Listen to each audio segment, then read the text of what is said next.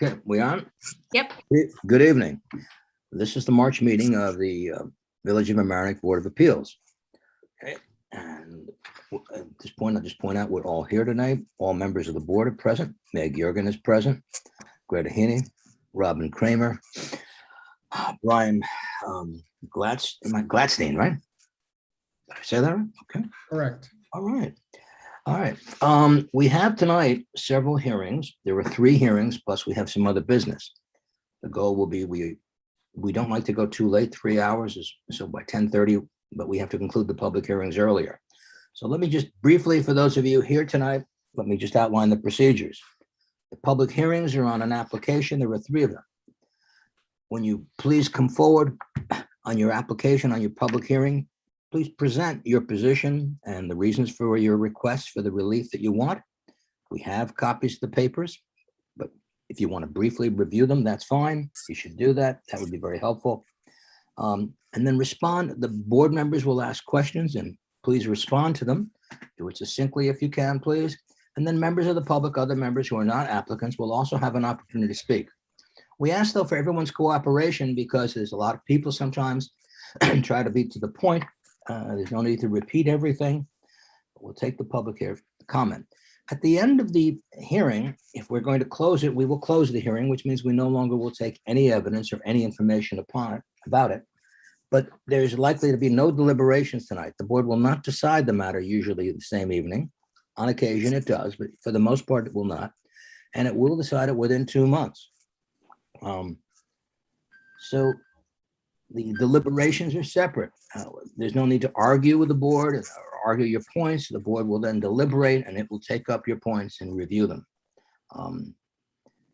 If there's any information that you'd like or questions you have, you can bring them up, please. And I think that pretty much outlines how we try to go forward.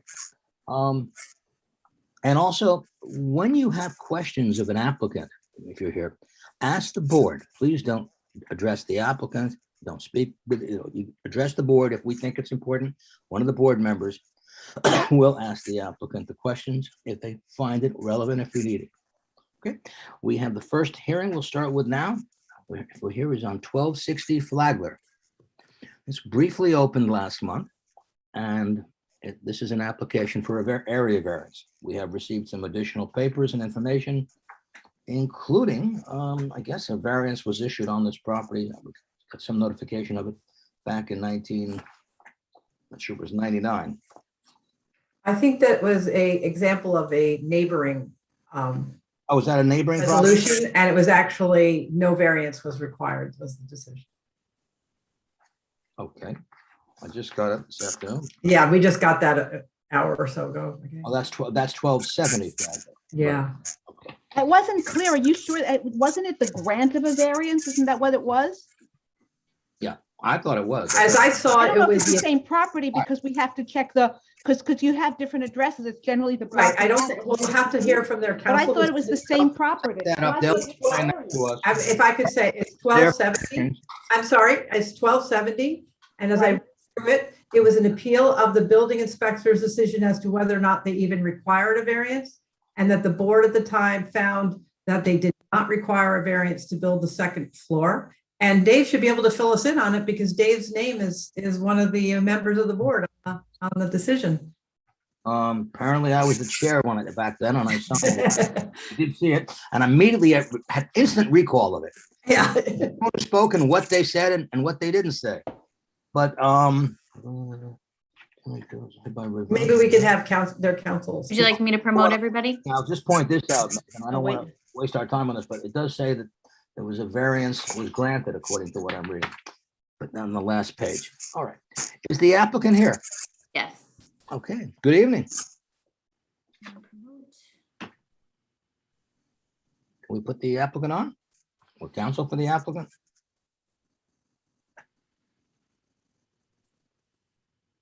I thought I heard a yes. They're loading. Oh, there we go. Good evening. Good evening. Sorry, it took a minute to upload to panelist. I just want to make sure my whole team is here. Okay. Chair Newfeld, it's good to see you, members of the zoning board. You can all hear me all right, right? Yes? Okay, great. I see, I'm here on behalf of our clients, Frank and Nina Cooper, who are also here on screen. And Rick Yestat, who from Yestat Architecture, who's the architect for the project. So Chair, I think it may be helpful for us to give a brief overview and present our case. And I'd be happy to address some of what we did find in those 1990 records. And I do want to apologize for the late submission. We submitted a FOIL a while ago. We just got the response late yesterday. So I just wanted to make sure the board had an accurate record. Right. No, you pointed that out in your cover letter. Thank you. You're welcome. So we last appeared before you in February, and as you're aware, we are requesting area variances for a proposed second story alteration. There's an existing second story on the single family home, and we withdrew our previously requested interpretation request. So tonight we're here before you to consider the granting of the variances associated with that second story alteration. The property is located in the R20 one family zoning district in the Edgewater Point community, and it adjoins Long Island Sound. The home that exists on the property today was constructed in about 1960, so it predates a lot of requirements. And the applicant, the alterations that we're proposing are within the footprint of the existing building. We're not proposing to expand the envelope at all.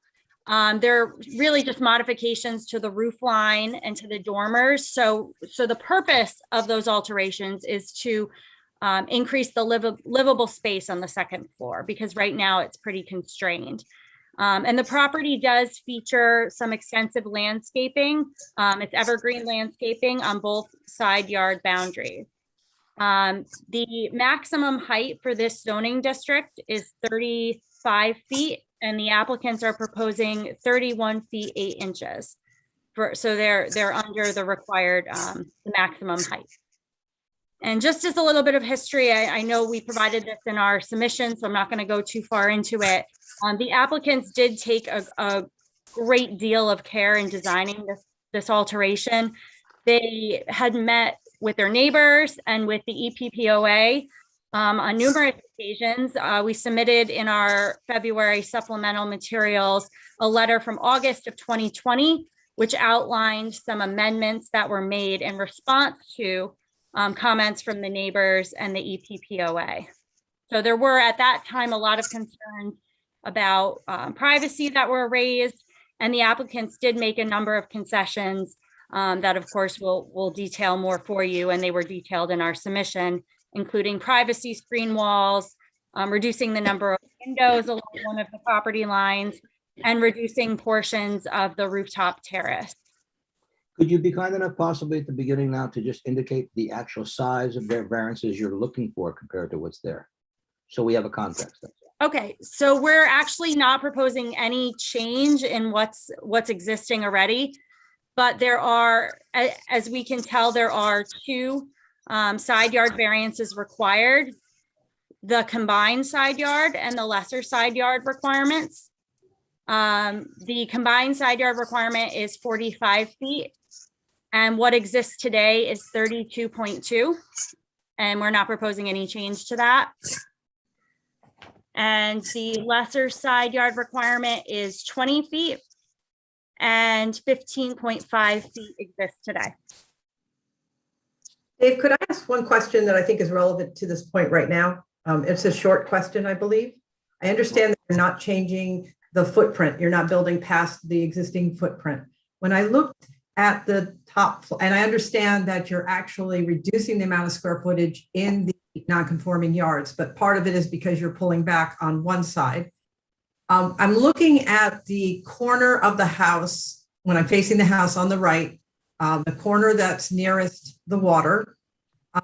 Is it true that when you reconfigure the dormer, you might be adding a couple few square feet of square footage that you're not able to use right now? I understand the building envelope didn't change, but it kind of looks like a notch in there. I was trying to figure that out. Just for our purposes to understand exactly the measurements of what's going on. Is that like a 3x4 area that will now be additional square footage that could be used? Why don't you continue along and answer that in the context of however you Yeah. want to deal with it, because. Thank you. Yeah, I think I'll do that. I think Rick is best suited to answer that question as well. So I'll let him answer that. I just want to give a brief overview of the 5-factor test. Right. And we do believe that it's pretty Just want clear to that, clarify before you go on, just want to, so you have a 20-foot lesser side yard and you have 15.5 now, right? correct. That's prior, that's the non-conforming prior, right? That's one of the non-conforming parts. Yeah, the determination that we're appealing doesn't detail the specific variances. It's a variance from section 65, which is the non-conforming provision. Okay. So the plans and the materials that we've supplemented the record with demonstrate that there will not be a detriment to the character of the neighborhood and the neighboring properties.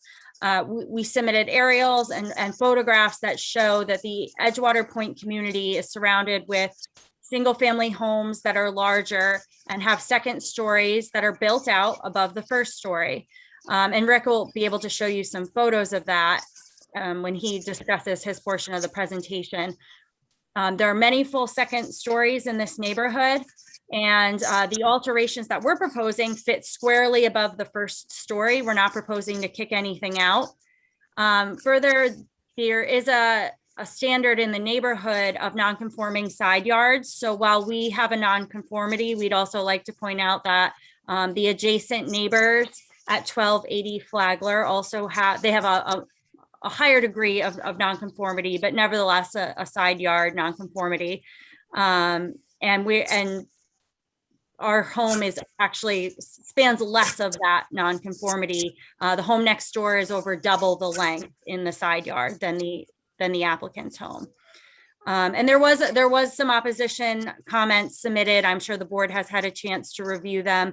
And to that, in this context, under this factor, I'd just like to note the standard here for the first prong of the test is not that there's no change to the neighborhood as a result of what's being proposed. It's that there won't be any negative impact and detriment to the neighborhood. So the neighbors, they're not really entitled to a no change in circumstances condition in perpetuity. And we do not believe that anything will be a detriment based on our proposal. We are consistent and we conform to the character of the area. As I had mentioned, the property also has vegetation on both sides and landscaping to screen views. Factor number 2, the variances will not physically impact physical environmental conditions. There is no at-grade disturbance proposed, no increase in impervious surface area here. To the extent that the opposition has raised some FEMA concerns, we note respectfully that's not really within the purview of the zoning board. However, the applicant has submitted all required FEMA documentation with the building department, including compliance with the substantial improvement rule.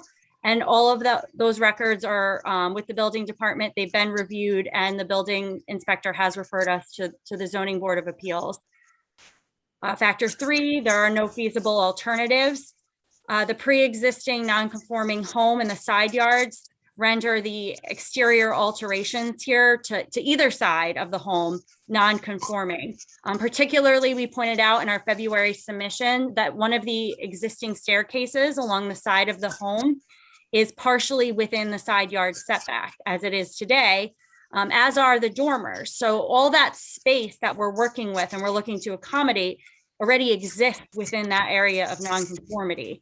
And any alternative that we're exploring, we'd also like to point out it would be of the same height proposed, because there's no height variance needed here.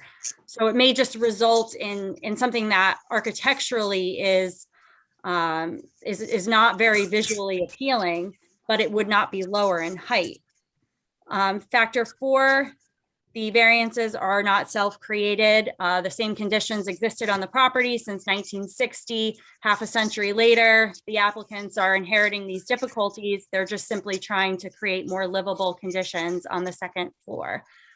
And finally, the variances are not substantial. First, I'd like to point out that substantiality alone is not a determinative factor per Second Department case law that was cited in our January submission.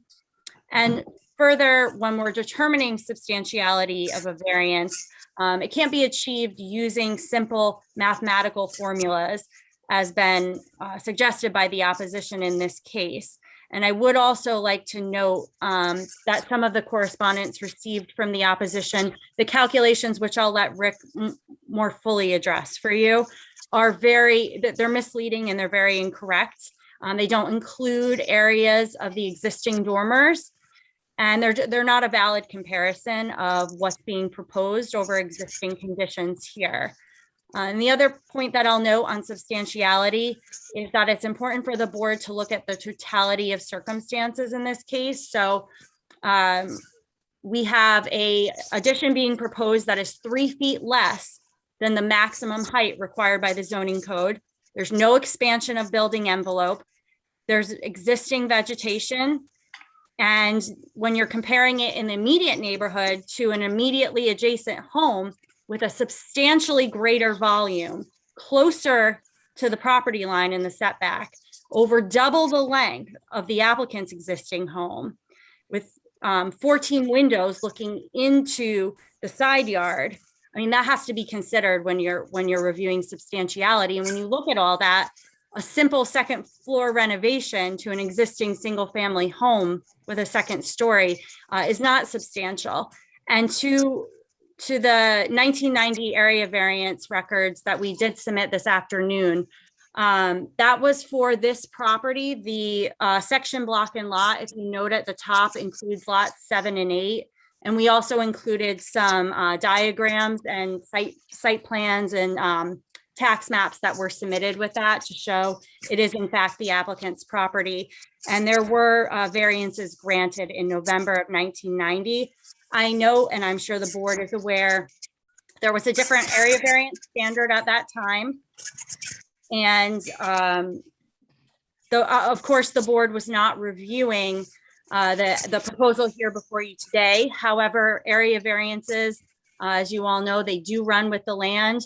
There was no condition on that approval limiting it to the plans at the time. Further, there was no restriction on height in that resolution.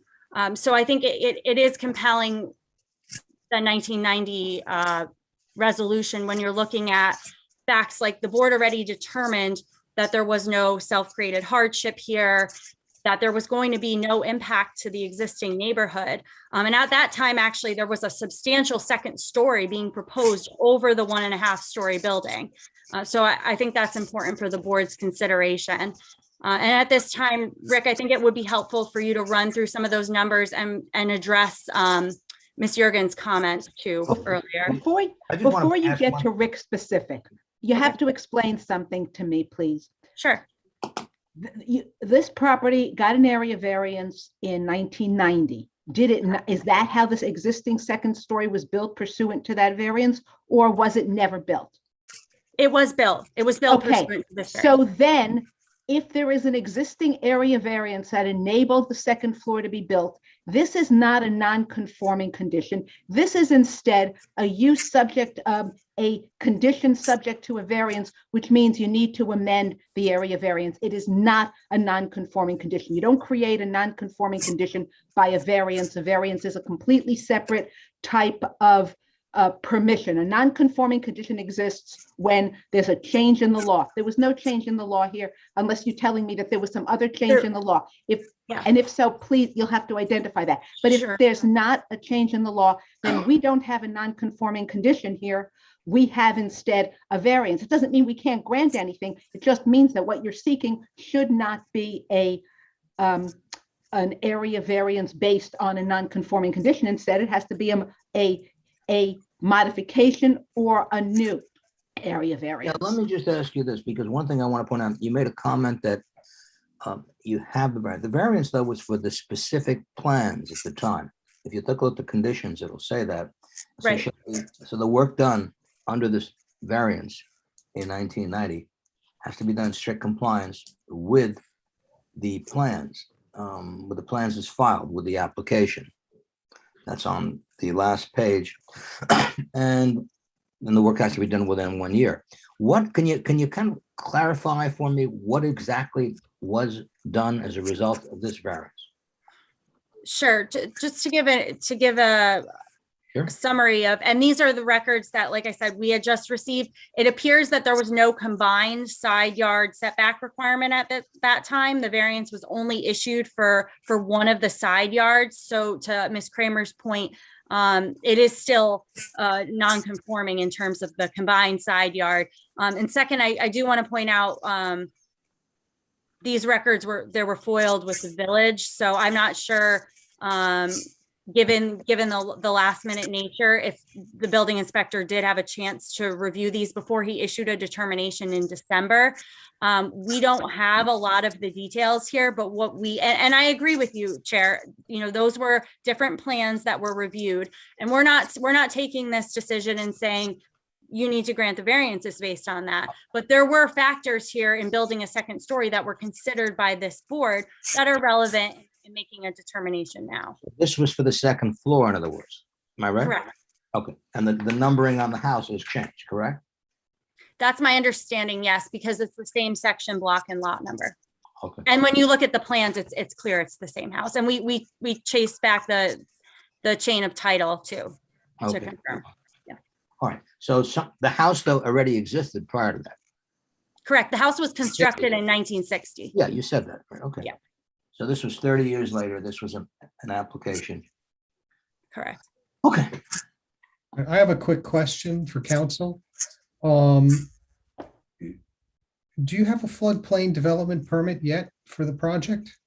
No, we've applied for one. The way the village process works, that gets issued at the time a building permit gets issued after variances are granted. So in order to apply for this variance and to apply for a building permit application, we do need to file the floodplain development permit application at the same time, which we've done.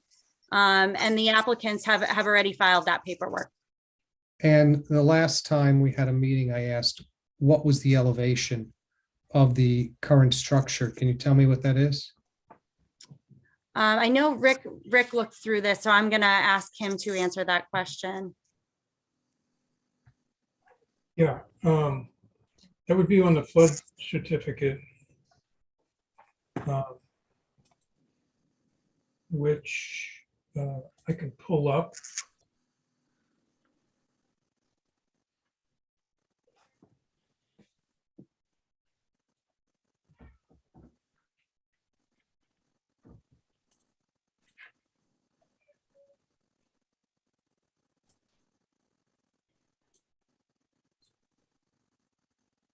Unless, Kristen, you have access to that. Let's see.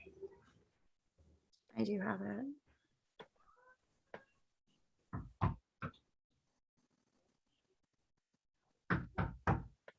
So let me see. Are there any other board members with questions at this time?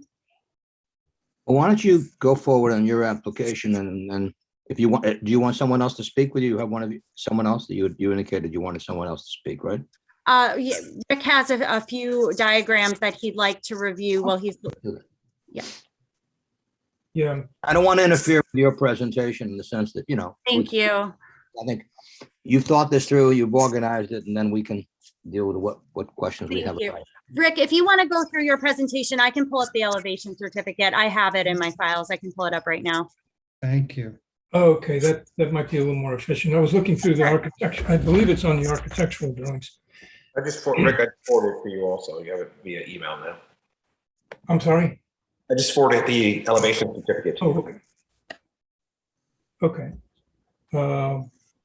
Well, Kristen, you want to go while I do the presentation, or? You can go ahead with the presentation. That's fine. Oh, well, here it is. Here it is. I have it. Okay. So let's share.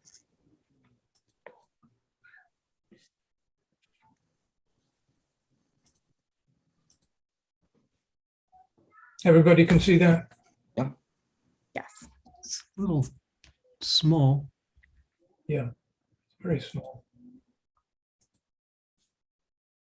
A little better. Um,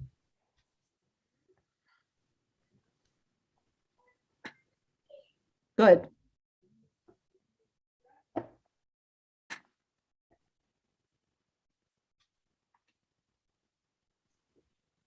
$12.6. Okay. Thank you. You're welcome. So regarding what Kristen was referring to,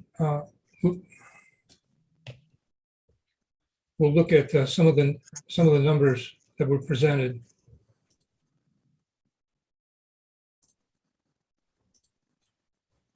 So apologies for the quality. We put together the consulting architect's numbers adjacent to our analysis. So on the left is the consulting architect, the opposition architect. I'm sorry, you mean someone, another person's architect, yeah. Yeah, of what was presented by the opposition. So on the left here, you see the sidewall calculation is, unusually low. The way this was configured, on the right-hand side, you can see that the consulting architect did not include any of the dormer square footage, which is practically in the same plane in the front and the back for his calculations. So when we recalculated this, the consulting architect's number was a 88.4% increase, when this square footage, which is more accurate in our opinion, more realistic when you look at the photographs, which we'll see in a minute. So it's going from 88.4 to 33% increase. So these are, to say the least, a little bit misleading. And see, you see what's happening here. So the consulting architect took this square footage to compare to the proposed, which is quite, that's just, curious that was done that way. This is the front of the house looking towards the water. And then this is the rear of the house looking towards Flagler. And you see all of this area was excluded from this calculation, which we think could be misleading with regarding substantiality and establishing such. So similarly, in their calculation for the right-hand side, the dormer was, the dormer in the rear was not included in the square footage, which we believe would be more accurate for the board to consider when considering substantiality. So again, this is the consulting architect's area, and we believe this should be considered by the board as part of their definition of. What are you, as opposed to just telling us what they've done wrong or right? I mean, I don't think we have to refer to them as opposition. These are people in the area and neighbors, and they viewed it differently. What do you show yours? You said 30, you talked about a 33% change? Correct. Okay, and so how does that, what's the square footage going to change from to? Opposition was. No, opposition, you, not Oh, me. the applicant. I'm not, yeah. Yeah, okay, so Let's not just, create, an acrimonious situation. Just what is it you show? yeah, apologies if it came off that way. You're going I'm just trying to identify, which numbers are which. Okay, That's right. That's what all I'm trying. right. Yeah, apologies. So Apologies. our number is 1,331 square feet. What is your FAR now? What is your future FAR, and what is the FAR permitted? So the FAR now is 27.5%, 5,621 square feet. We're actually proposing to decrease that to 5,618 square feet. And what's permitted is 5,118 square feet. So 25% is permitted, 27.5% exists today, and 27.4 and change will exist after this. We're decreasing square footage. And what are the actual square footage numbers that are changing? She just read them. No, those Those are the totals. I was asking what how not the footage 1,500 is changing. square feet. Sorry. It's the addition. I would like to see what the square footage is on the side of the house that's next to 1280 Flagler Drive. Is because in past considerations of the extension of, the increase in nonconformity, we actually calculated the square footage. And is there any additional square footage to be gained on that particular side of the house? I know in total, you are reducing the amount of square footage, but I want just to know for us to clarify when we make our decision that we're considering, is it 8 more square feet because you're filling in where there was a dormer? It seems that you are now extending the livable space. So I couldn't see the square footage for the dimensions of the bedroom exactly, just to understand, is there a change in the square footage of that bedroom? Knowing that it's not going past the building envelope. Rick, are you able to answer that? Yeah, so if I understand the question, help me out a little bit. Right, that corner where your cursor is right now. Yeah, Yeah, it seems like right now there may be a notch there because of a window or some architectural feature. And is it being fleshed out that there's actually, you're adding a few more square feet on this side of the house? are you referring to this area? Is this the area, the notch? No, it's before that area, The inside. whole, I think what Meg is trying to get, and Meg, clarify me if I'm wrong, but the question that we would have is, what is the square footage of the area that you are putting in the non-conforming side yard? So you are adding to the second floor, some floor area just above the first floor, and the total square footage of the area that you are adding in the non-conforming side yards is how many square feet? Of the Okay, livable square footage. The yeah, usable square footage. yeah, basically this hatched area. That's what Yes. you're asking for. Yes. Yeah, that's. No, we're asking for, but how it's designed today, what is the square footage? How much are you walking on top of that hatched area? And are you going to be able to walk on more of that hatched area and use it once you've redesigned the house? If all goes through. Could you show? Let's go step by step. Okay, so this square footage, let's do this quickly. This is, Yes, how much square footage I know it's on an angle, we can calculate. I can make a rough estimate because the rear dimension is, 39 inches and the front's 13 inches. So we take the average. So the length is 3 plus 29. So it would be 29 times, let's see, so 1, 2, 3, so that'd be roughly 60 square feet. And I think you're asking what the existing, what that hatched area. 60 square feet is covering just the hatched area? I'm not asking for the entire room, just how much? The inside area. Great, thank you, thanks, Yeah, yep. that's beyond the setback line. I Right, think great. Okay, And then what is it existing today, just so we have a comparison? okay. We'll go to the existing plan.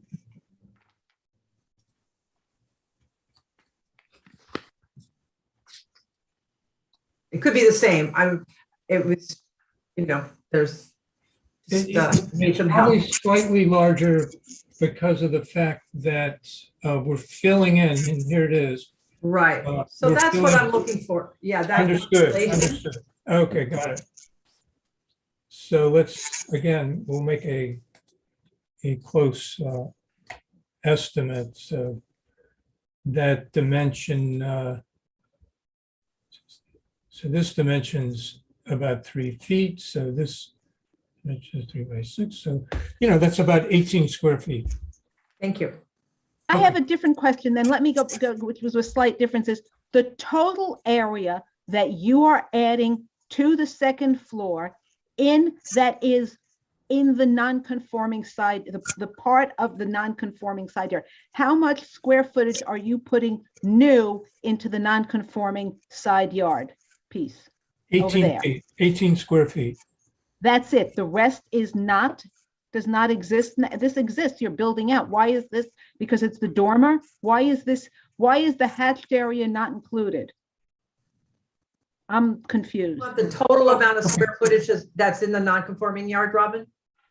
Yeah. The total amount. Yes. So we know now on that side of the house, it's 60 square feet. How much is it on the other side of the house? I'm only interested in the side of the house where you're extending into the side yard that you didn't. But that's on both sides. It's on Both sides, right, both sides. So how much of the hatched area is livable square footage in the new? Well, excuse me, I'm not interested in livable square footage. I'm interested in square footage as defined in the village code, whether it's called livable or not. We have a definition in the village code and it's not livable. It is square footage as defined in the village code. So I'm asking how much floor area, square footage as defined in the village code are you adding in the non-conforming side yard, which at both side yards total, how much? Not just the dimension of it, not just how many feet, because you're not adding, right? It's X feet laterally, right? Your existing side yard is too big and you are building up above it. What is the square footage of the area that you are building up above it, taking into account the fact that you might have a dormer there, that you might have something else that right now sticks out? The square footage of the total non-conforming square footage that isn't there now and you are putting in. Right, just the non-conforming aspect. Correct. I understand. Yeah, so that would be He told us on one side is 60, so we're going to the other side. Let him answer. Yeah, so let's go through it a little bit. So we are answering your question accurately. So this area is being built out in the proposal, this area. This area is also an attic space that is not,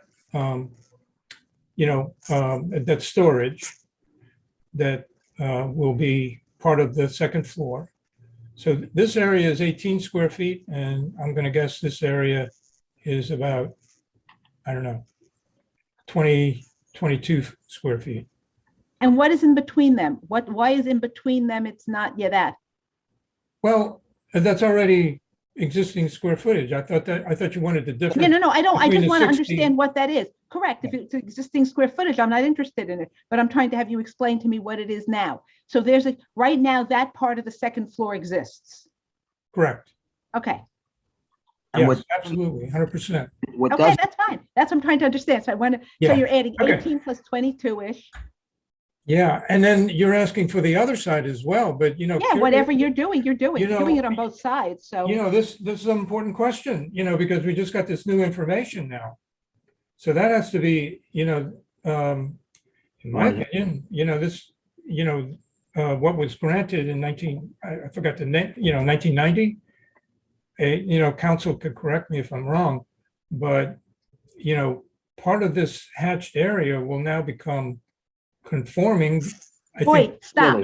as- None of it's going to become conforming. You right now, forget the variance. The variance isn't relevant to my question. My question is really simple. You have an existing house. There is an existing house here which has existing dimensions. Now, you are building out the second floor on top of the first floor. Whether it's 1 square foot or 1,000 square feet, it has a certain area to it. Forget the variance that was granted in 1990. It's not relevant to my question. You have an existing configuration.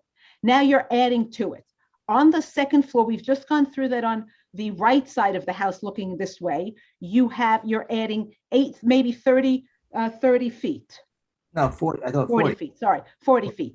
On the left side of the house, Excuse me, how much Robin, are Robin, you the right, adding? Robin, the right side, that's east and west this or something, north and Yeah, I south. didn't know which it was because he doesn't have dimensions on here. So that's what I'm using. Looking at the plan, we have the right side, which is closer to 1280, and the left side, which is closer to 1240. Right? Am I right on my sides? So how much are you adding on the side that is closer to 1240? Obviously, you must be taking some square foot down, because if you're adding here and you have less feet than you did before this proposal, you're obviously taking something down, but how much are you adding in the non-conforming side yard on the second floor?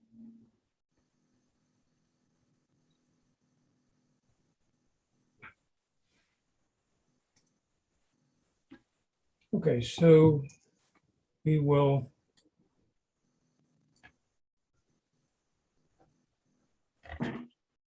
I'll give you.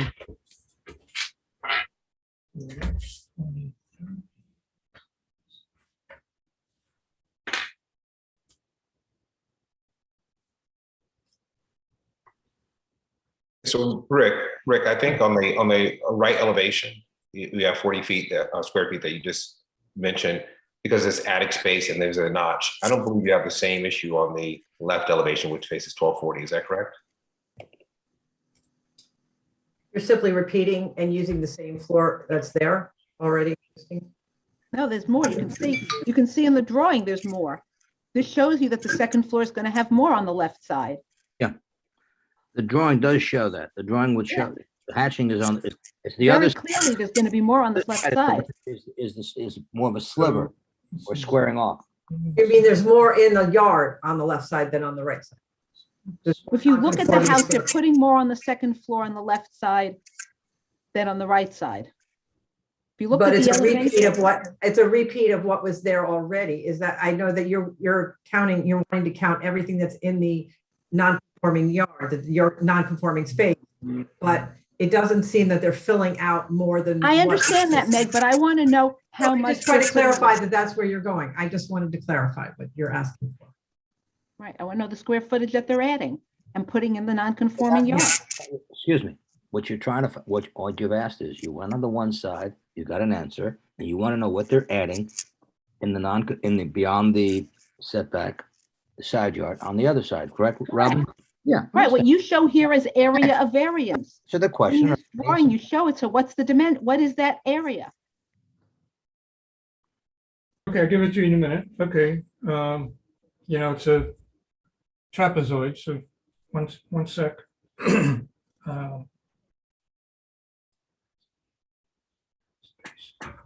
mean, it looks like a rectangle, closer, it Yeah, looks look barely close, trapezoidal, it looks more rectangular. So So that's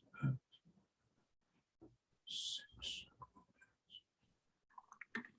7.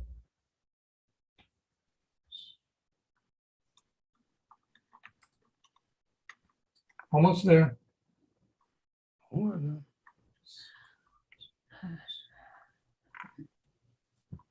So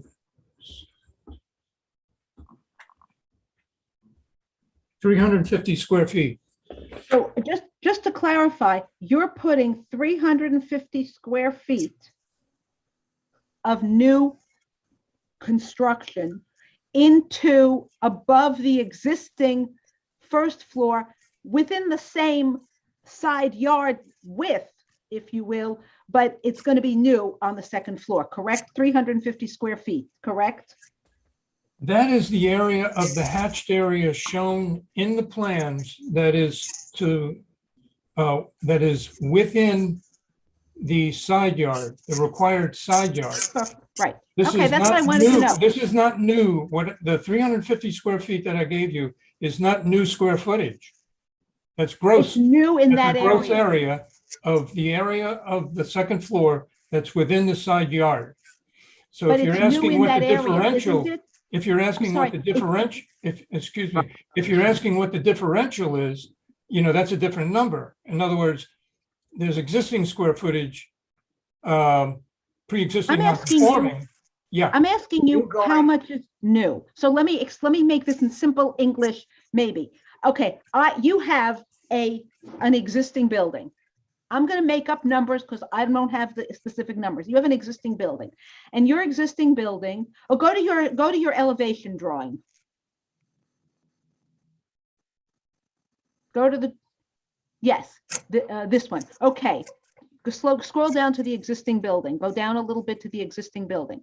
Now, you have, this is what your house, the house looks like right now, right? No, On the no, no, first no. floor. I mean, it doesn't really, but the outline of the house. On that side of the house, okay, there it is. That's the existing left elevation. Correct. That's what I'm looking at now. Yeah. The line of, so on that drawing on the left existing, so you have it on the other, you have it, I'm a little confused by you showing the left elevation. So this is, yeah, if I'm facing the house. Okay, so Yeah. on the left side of the house, facing the house, I don't know whether that's, I don't know if it's east, west, north, or south, but facing the house, on the left side of the house, you have an existing configuration. Whatever it is, it is. Now, you are rebuilding that house. Now, in that rebuilding, you are redesigning what a portion of the house will look like in this area on the left, on the second floor, Correct. right? You may be demolishing some, you may be adding some, you could be doing all kinds of things. Right now, you have, again, now this is a totally made up number. You have 1,000 square feet in that area now in the non-conforming side yard on the second floor. Or you have 0 square feet in the non-conforming side yard on the second floor. Or you have 50 square feet in the non-conforming side yard on the second floor. After you rebuild this building as you would like to build it, you will have 4,000 square feet or 61 square feet or 2. I don't know what the number is. I'm looking for the differential. How much new floor area are you putting into this side of the house in the non-conforming side yard? And by new, I understand you're not increasing the floor area in the house, but you are reconfiguring the floor area, some of which square footage is going to be in this side yard area that wasn't there before. And I want to know how much is going to be there. That's all I want to know, just that number. Okay, Is it so the here's the 350 existing, you gave me, or does that Right. not account for something you're tearing down? That's what I yeah, want so to know. here's the existing floor plan on the second floor. So, again, this is the side yard setback line on the left-hand side of the building, facing the Milstein property. Mhm. So what you're asking is, so all of this hatched area here, if you follow this perimeter, is existing square footage. We're filling in the dormer in this corner, and we're again filling in cleaning up this wall here, filling in maybe another 8 square feet in this position, and squaring off this. Well, no, that's not true. We're setting back, and I think the board's aware of this now, that we're decreasing the nonconformity over the garage. So the proposed front wall proposed is in this position. So all of this square footage is being eliminated, improving the pre-existing nonconformance. And that's Okay. an important thing for the board to understand also. Okay. The so you're volume and the square footage is being reduced. That's So in the you're not non-conforming area. adding 350 square feet to the extent you're adding, it's just filling in the dormers like on the right side, correct? Yeah, Okay, so it's a lot less than 350. It's just a lot less, whatever the number is. Well, hold on one second. Hold on. If I'm looking at the drawing correctly, it looks like you're going out all the way to the edge of the roof line, way beyond where the dormers end. And which location on the left? Yeah, I'm looking at the plans for the existing left elevation, and you say line of proposed house renovation, and it literally goes out to the edge of the gutter. Yeah, that's the drawing right there. If you go down a little bit, you can see that bump out goes beyond where the Yeah. dormer exists. It does look like it goes out a lot. And that goes actually to like where the gutter of the roof line is. And I think that what Robin is asking and what would be very, very beneficial to us is to understand what new area, what bulk is being created up there. I do understand that you're pulling back from over the garage, which is, something that we take into consideration, but. Okay, if I can respond, because I think there's a misunderstanding. This dotted line is not the floor, is not the exterior wall. This is Okay, an architectural feature. I'm only reading the plan. It says line of proposed house renovation. Right. It does say that. That's what it says. Are you telling me that you're not renovating that space? Well, renovation may be a poor choice of words there, but that's the outline of the proposed structure. Well, if it's the outline of the proposed structure, then wouldn't you be creating square footage there? Well, there's a difference between elevation and plan. You're looking at an elevation. Okay, If I can just, it actually shows in the side elevation. Yeah, here it is. So here's the line you're looking at. yeah, This dotted line is the exterior wall. So it's way, back here. The actual floor plan line, the wall of the windows is back here. So what's the other line? What is that farther line? This area is as indicated on the plans and the elevations is a architectural detail, a projecting wall surface. So that's but that's 2, 4, so that looks like 10 feet. 8 feet, Let's maybe put not it that another way, and you can see that in the existing. This line equals the fascia of the existing structure. So let's go back, that's what we use to, minimize, impact and, what's there. So in other words, Brian, so let's go back to this dotted line. yeah, See, it equals the overhang of the existing house. So we Yeah. use that line, as as a line of architectural detail, so to speak, and it equals the existing condition. This is a soffit. This is a for lack of a better term, a kind of thin wall.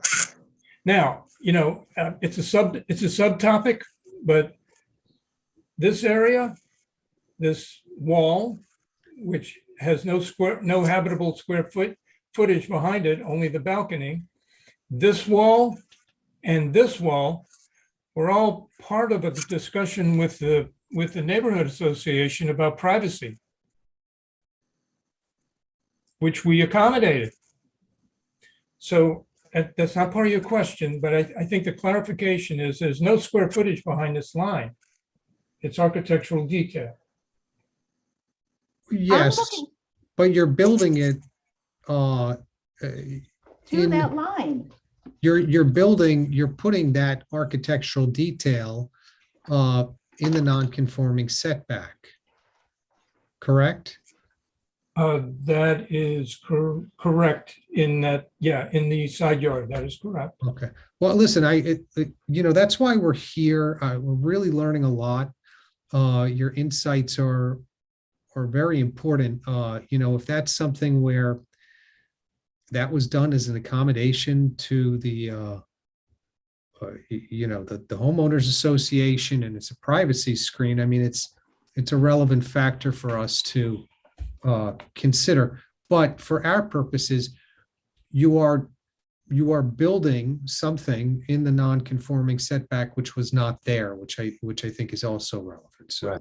That's absolutely correct, Mr. Gladstein. So I also just want to point out Exhibit A of our supplemental submission included that August 2020 letter or memo to the EPPOA, and you'll see in that we note that privacy screen walls were added, and that's what Rick is referring to. So those were added to address concerns of the neighbors. And I understand why there's some confusion, because Rick was focusing on total square footage being added, where there's no real square footage behind this. But you're absolutely right that there is architectural detail being proposed in this existing side yard setback. But not beyond the point of where the existing home is, right? We're not extending the envelope at all. right. And that was, I'm sorry, you said it was August, the letter? August of 2020, August 3rd, 2020. Okay. I'm sorry, Thank I'm still very confused about all this. Yeah. Because I haven't gotten a simple answer to my question, which should have been a simple question. You have X square feet in the non-conforming side yard now. You're going to have Y square feet in the non-conforming side yard in the future. What's the difference? Simple, that's simple I want to know. And I can't, and I've gotten two different answers. So there seems to be discussion about architectural detail. None of that's relevant to my question. You have an existing non-conforming condition with X square feet in the side yard. You're Okay, so going to let's go have back. Y square feet, whether Yeah. it's more or less. Yeah, it's gonna be a understood. different amount. Yeah, understood. So let's go back. So this is the proposed, this hatched area from the front of the proposed house. This is the front over the midpoint of the garage. Going to the rear, this is the rear wall of the proposed. All of this hatched area is 300, we're saying 350 square feet. Right. So let's keep that in mind. So then if we go back to the existing plans, like we were discussing before, this area is that the existing square footage that's within the side yard. So this is, I'm going to say it's going to be a,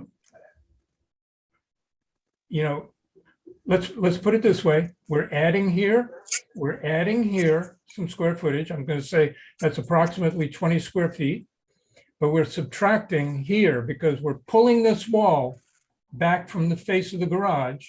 So we're gaining back, this habitable square foot there. So I would say what we're adding, I think it's a wash, or it's close Okay. to the same.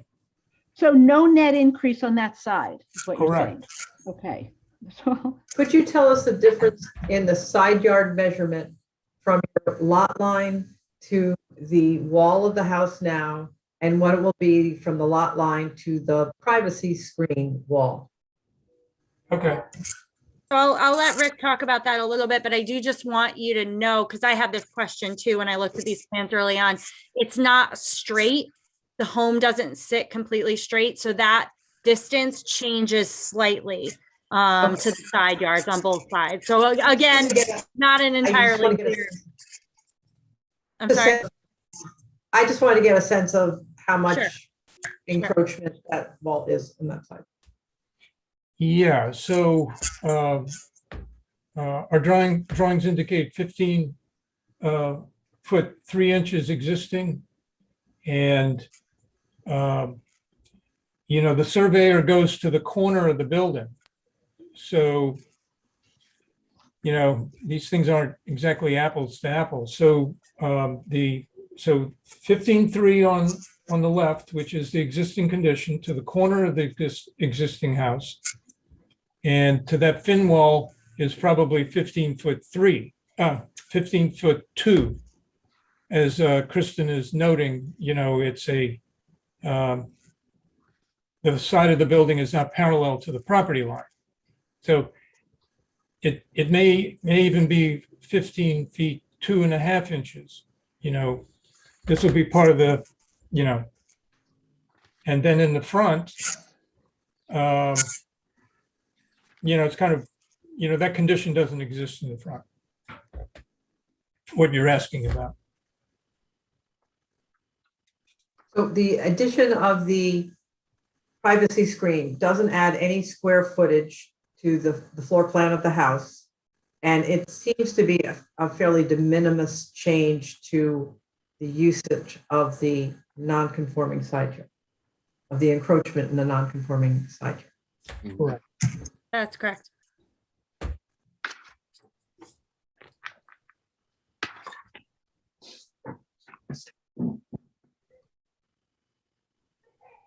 Robin, are you I have a question if we're, calculations or do you want this out of diagram? That was fine. That was what I was trying to get the answer to. Now I got it. So thank you. That's all I was looking for. You're I welcome. have, I think, a fairly quick question. Can you tell us I could guess, I have an idea of the northeast, west, south, where you are on the house, just so I don't make an assumption. Oh, yeah, north. So the back of the house is facing what direction? Oh, it's within a degree of directly looking east. East. So the front back is east-west? Correct. Okay, The water is to the east behind the house. right. It made sense to me. That's what the assumption I was making. I'm Yeah. thinking about light and the traveling of the sun in terms of the east-west direction. What I'm getting at.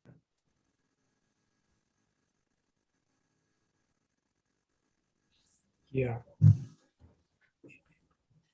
And yeah, I mean, if I can, because so the board's not confused about something, because you have materials in your file that are not labeled correctly.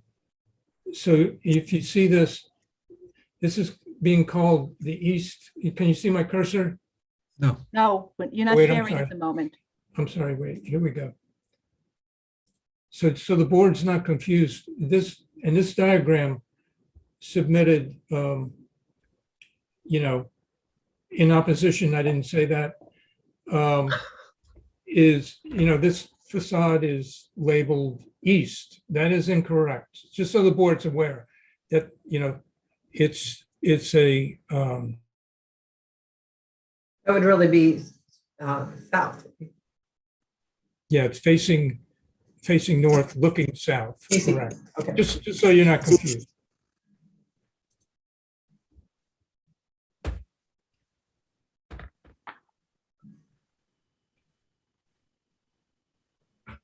Do the board members have any other questions at this time?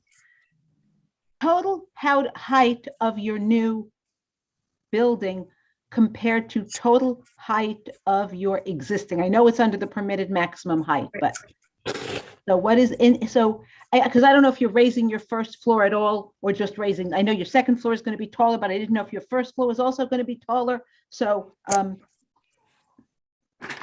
Yeah, so you want a visual or actual dimension? I want dimensions. Sorry, You said earlier 35 and it's 31. It's going to be 31.8. It's Yeah, going to but be how much- 31.8. So what is it now? yeah. Oh, well, that's the high point. So that's, as you can see in this illustration, the majority of the house is within inches of the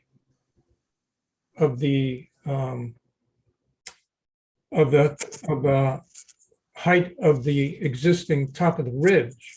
And there are areas that are lower than the existing ridge, large areas that are lower than the existing ridge.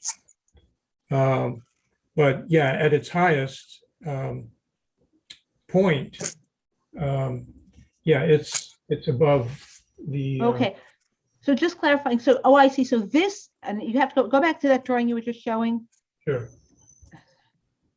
So your new house is going to be straight across as compared to a TP shape. Sorry, that may not be the right name, a letter A, the opposite, upside down letter A shape, or I guess not the upside down, but the letter A or a TP shape. And the new one will just be flat. And I understand, I don't mean flat in any other sense, but it'll just be straight horizontal as opposed to having this sort of frame shape, correct? Right. And the height of that flat piece is lower than the top of the current A-frame top and parts, correct? Correct. Okay. Okay, I'm not sure I understand that. What is the current height of the top of the ridge for the current house? Okay. Let's see if we have that on the drawings. I see numbers, but I didn't want to have to do the math to add them up. Yeah.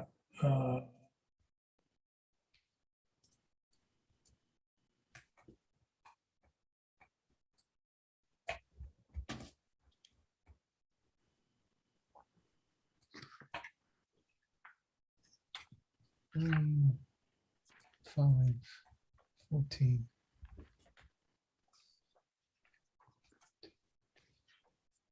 22. Okay, so 8 plus 8, 16, 6. 30, 16,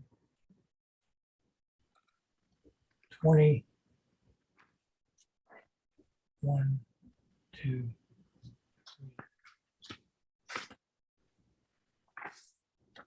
Yeah, plus another 23. So approximately 27 feet from grade. And the new house, the proposed plans are 31.8. Yeah, that's the maximum. But you can see from the front, the majority is equal or slightly less in the majority, if you Okay. follow what I'm saying. Yeah. Yeah. Okay. Okay.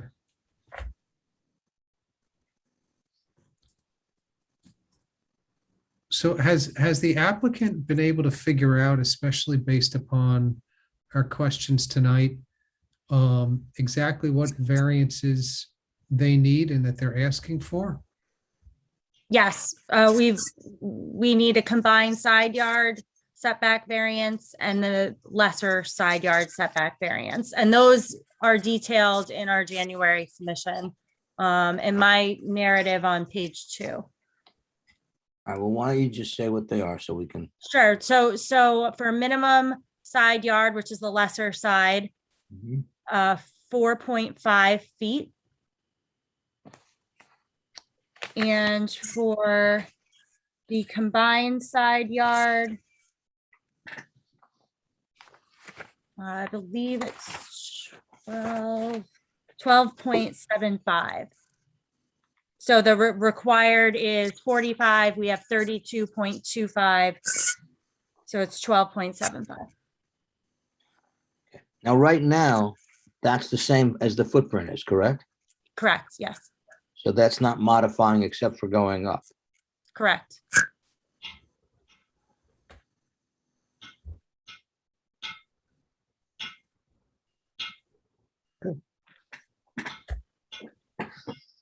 All right. Does anyone else have any questions of the applicant before we go see if anyone else wants to speak? I just want to say it would be helpful to me. Yeah.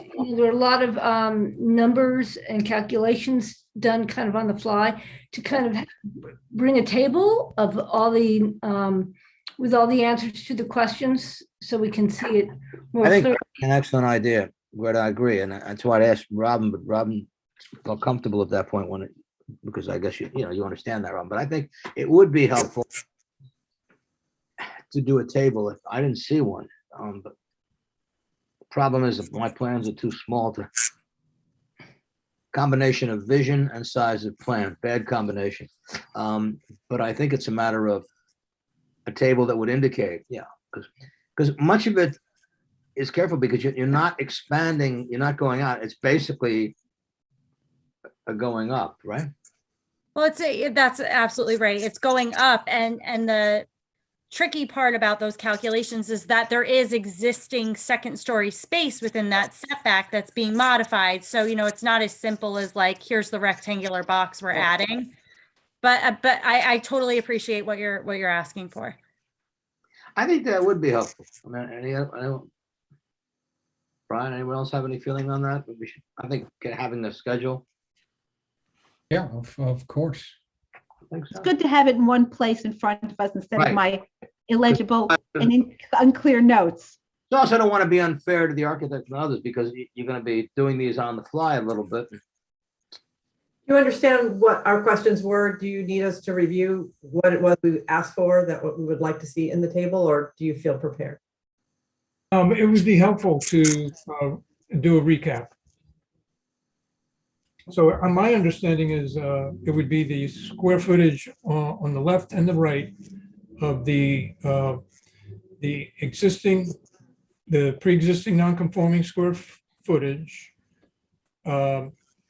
compared to the proposed square footage that's within the side yards, left and right. Non-conforming side yard. And Non-conforming. if you could itemize, if you could separate left and right.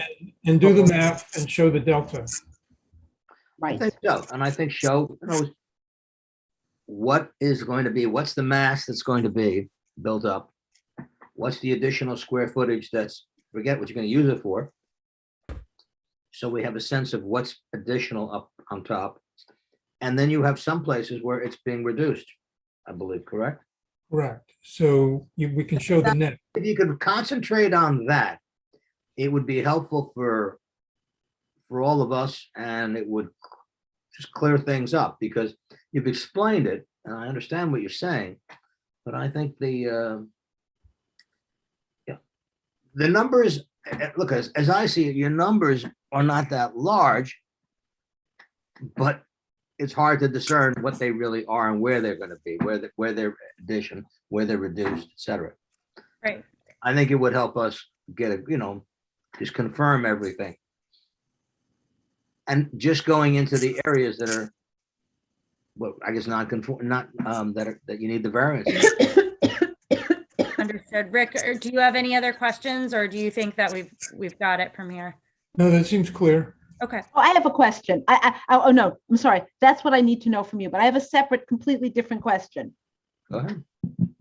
So one of the findings for an area variance is that you can't achieve what you desire by any other means. So my question is, you're not adding a lot of space, you're adding a lot of rooms. I guess I don't exactly know what's in your existing house, but doesn't matter. What if you had to? What if you couldn't do that?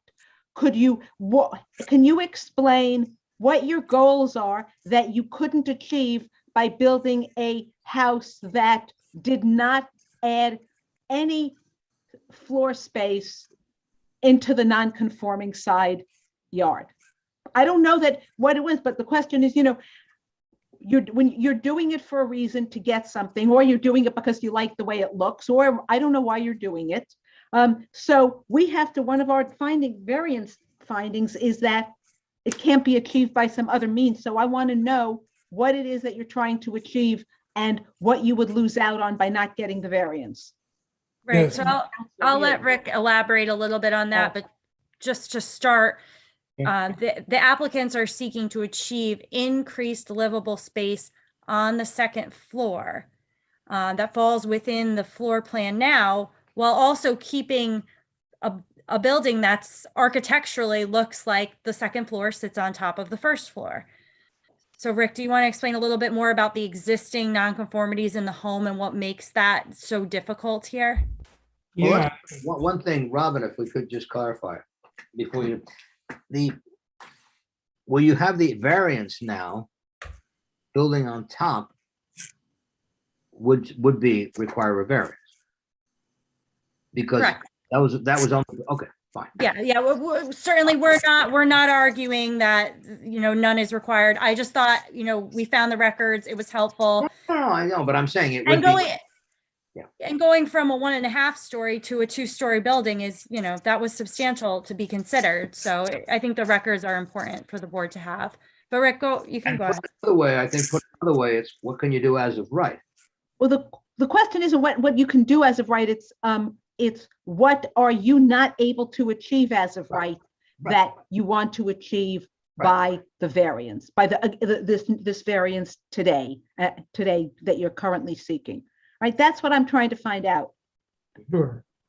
I mean, probably the best way to look at this is to look at the existing floor plan, particularly the first floor, the second floor, as we're discussing. So what happens, with the configuration of the dormers in the back, take chunks, they take these chunks of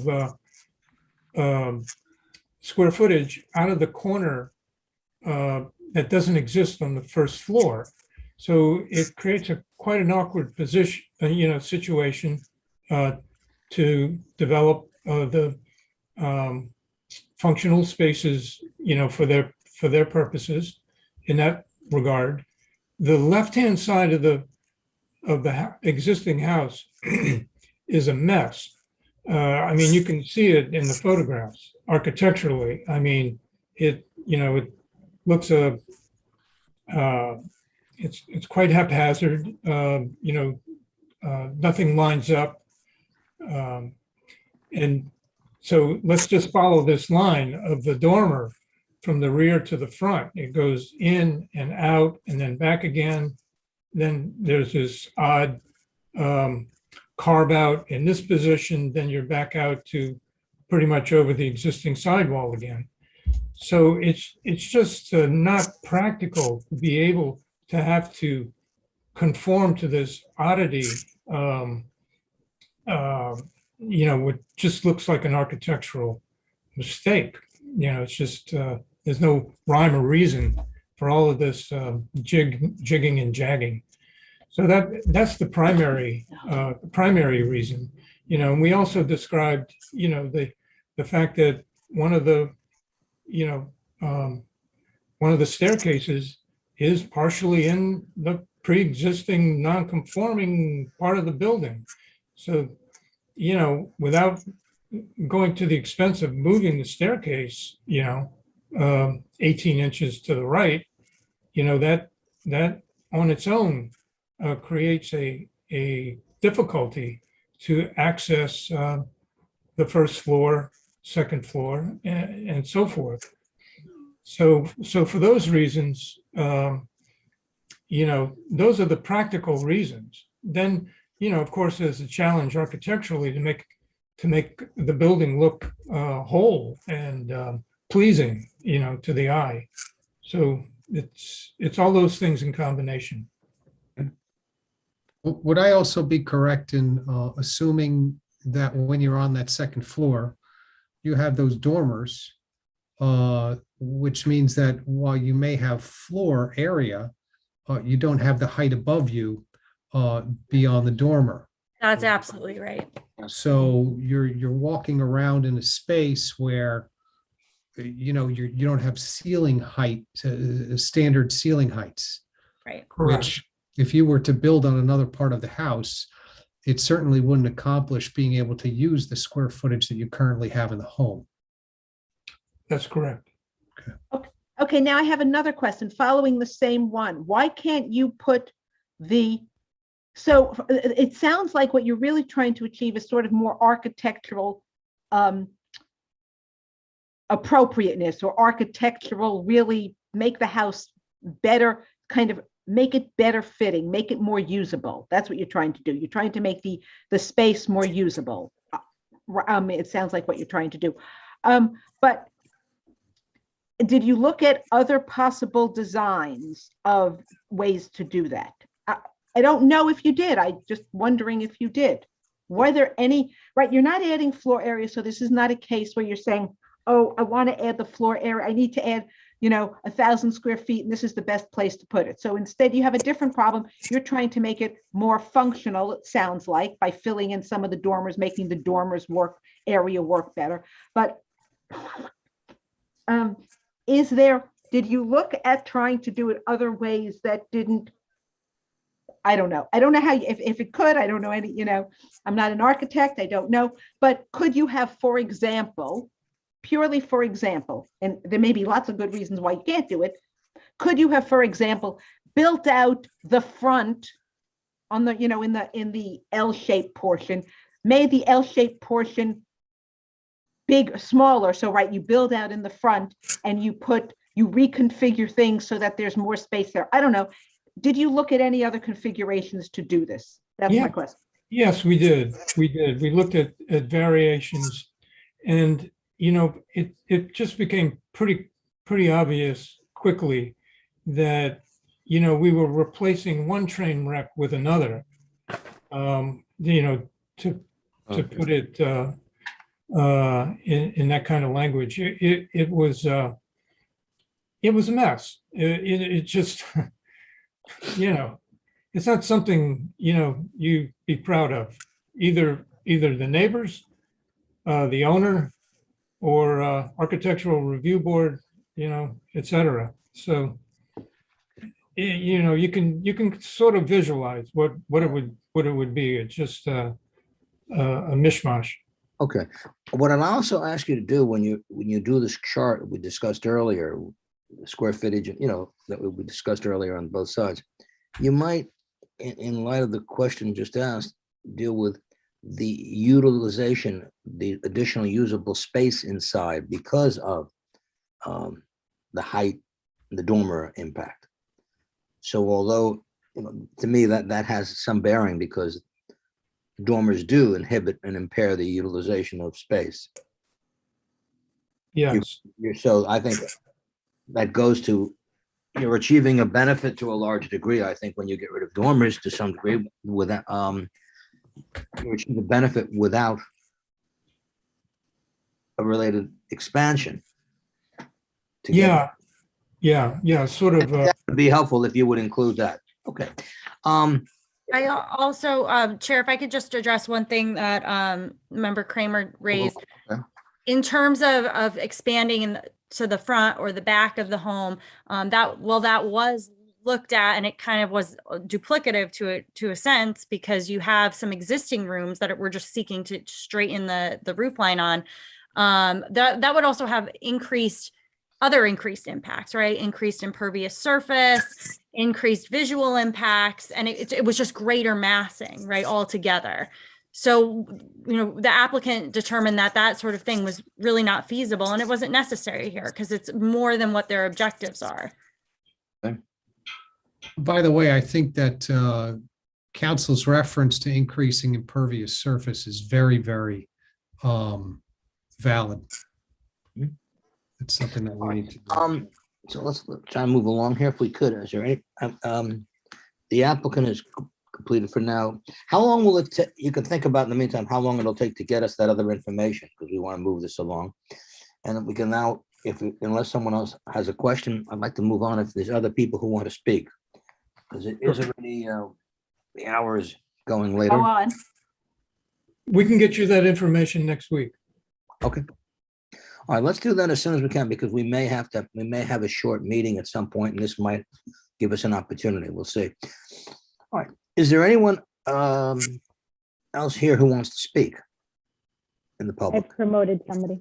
Hold on, I'm promoting a few people. Thank you, Ms. Mattel.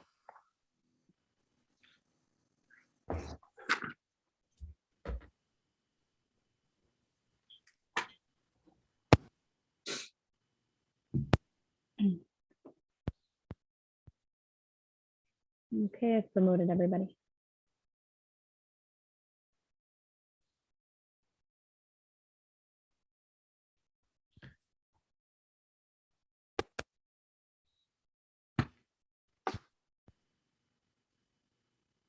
Everyone just needs to unmute and start their video. They all have access. Hey, somebody here? Yep. Okay, because it is already 9 o'clock. Let's keep moving. Okay. Please identify yourself and who you heard before. Arthur, I think you're muted. We can't hear you. Okay. Okay. Either that or you're whispering. Which one? You're not muted, but your sound may not be on, Arthur.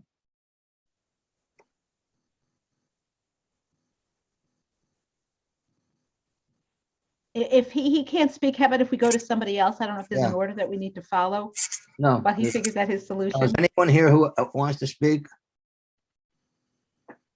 Hey, can you hear me, Mr. Chair? Yes, we can. Okay, good evening, everyone. Good evening. You were stopped in, you were at the last meeting, I believe? I was, yes, Helen Mach, Yes. Mr. Mach, speaking on behalf of Terry Vandal and Isabel Phoenix, the owners of the home next door to the Coopers at 1280 Flagler Drive. Would like to start off by thanking the board for their serious consideration of the neighbors' concerns and for taking the time to visit the homes of the Vandals and the Coopers. We did submit 2 letters to the board, one before the last meeting and one yesterday, which set forth the Vandal position on the proposed project and that it requires variances, which I think everyone knows and agrees with. And then on balance, the detriment to the neighbors outweighs the benefit to the applicant. I'm not going to repeat what we've included in our letters. I'd just like to focus the board on 3 things. First, the scale of the proposed project, and that bulk matters. In all of the pages submitted by the applicant's team, there is no recognition of the volume of the proposed structure. There is a lot of talk of staying within the existing footprint and the height limitation, but there's no recognition. I think somebody needs to mute. There's no recognition. Okay. There's no recognition of the cumulative effects of everything that is being proposed.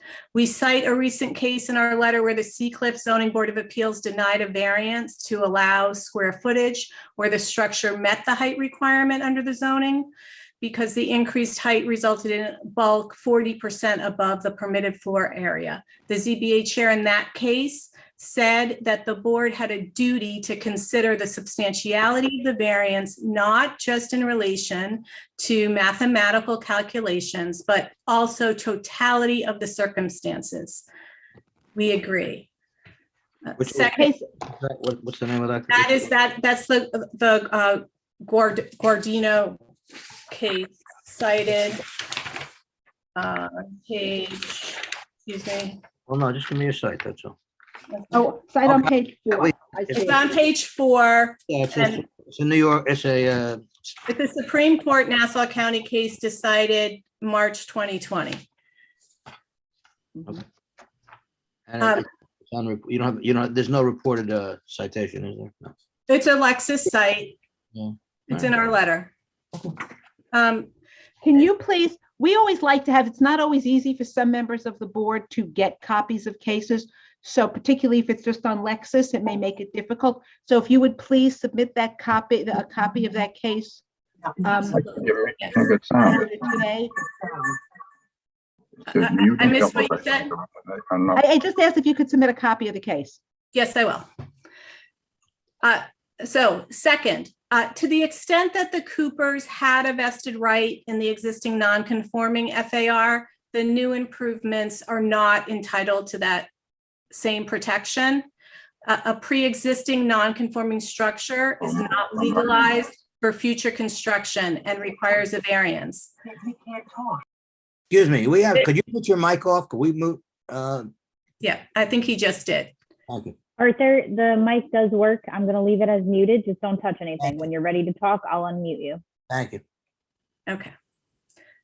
So this principle makes sense. What doesn't make sense is the position that because there's a minimal decrease of 3 square feet of FAR, the applicants can remove the entire second floor and rebuild a structure that's 500 square feet more than the required FAR of 5,118 square feet.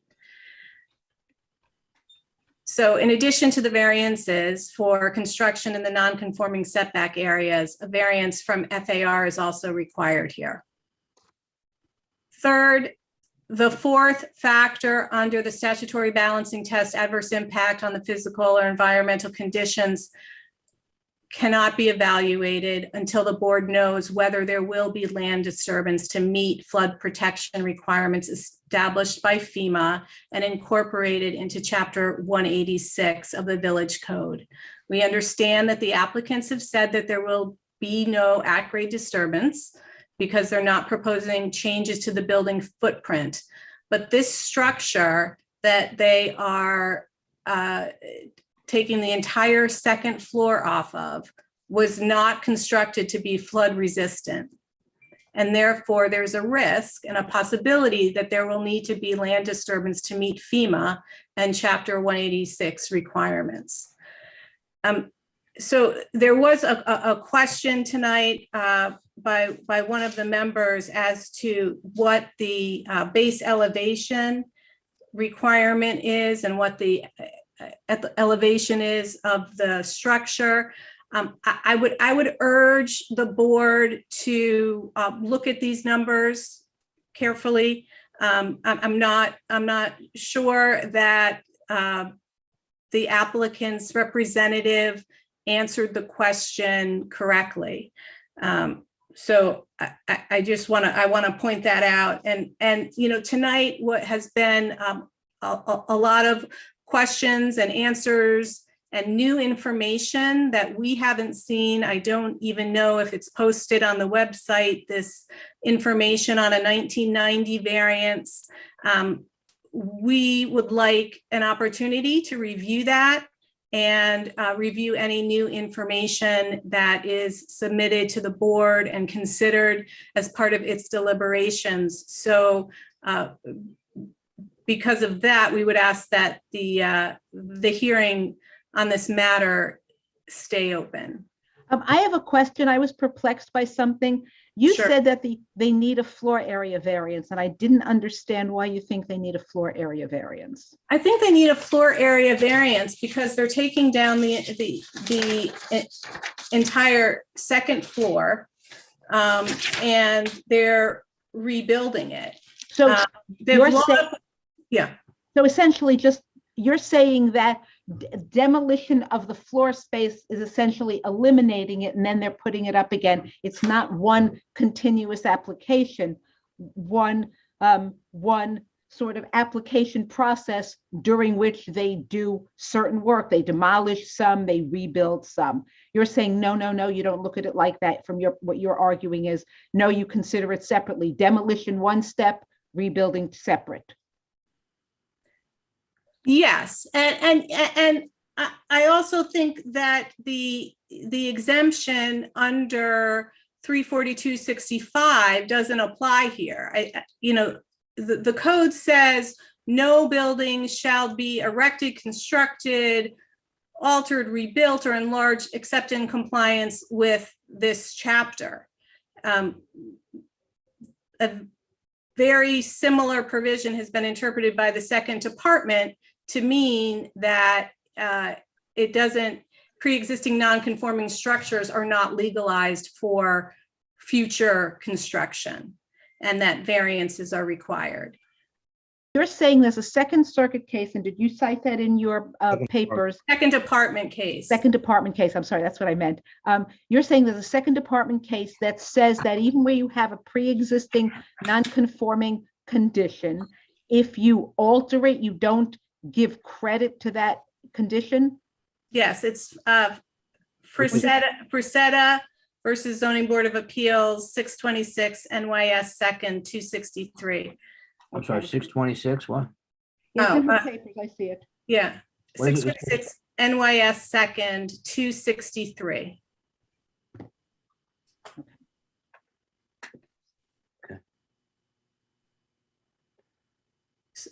Right. I think a question for Dennis, if he's on. I don't know if he's. I'm here. Okay, Don't worry, good. I'm always watching. Here's a question for you. So following up on what what Helen said. How does the village consider? I want to know what the village practices, because, for example, I know what New York City, how New York City considers it, just because I do more there. But in the village, if someone has a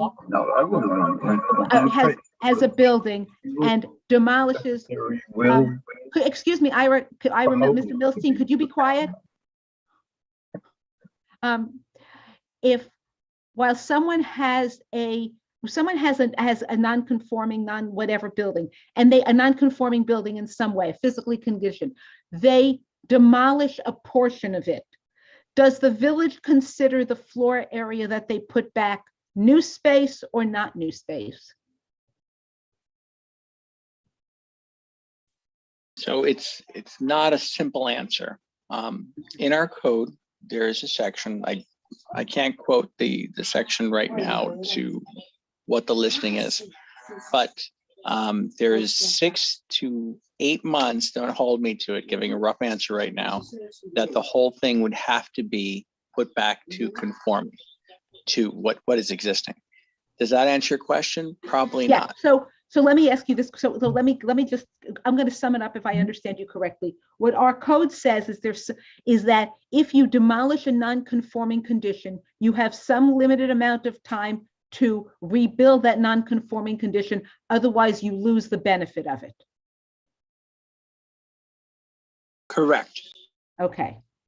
Can you, I understand you don't know what it is now, but at some point, perhaps after the meeting, can you please look into that and let the board know, and we will let the applicant know what that is or what the section is, or just give us the section number, something, so we can find it, so we understand it. I can do that. Brittany, can you please make note to the question on the time, and then I will review tomorrow. No problem. Okay, because that will go to the question that we just heard. So, or the statement we just heard about floor area. So thank you. And I guess also whether we ever, whether the building department ever, applied that condition that, the time lapse was longer and there was a consequence to it. I don't know. How do you enforce that? I'm not sure. So if I may, I can't get into this conversation right now. we just like cut him off completely, so we don't have this continuing. Can you zap that mic, please? Thank you. Robin, if I may, this is Rob Stout. I can read what I think is a relevant portion of section 342-65.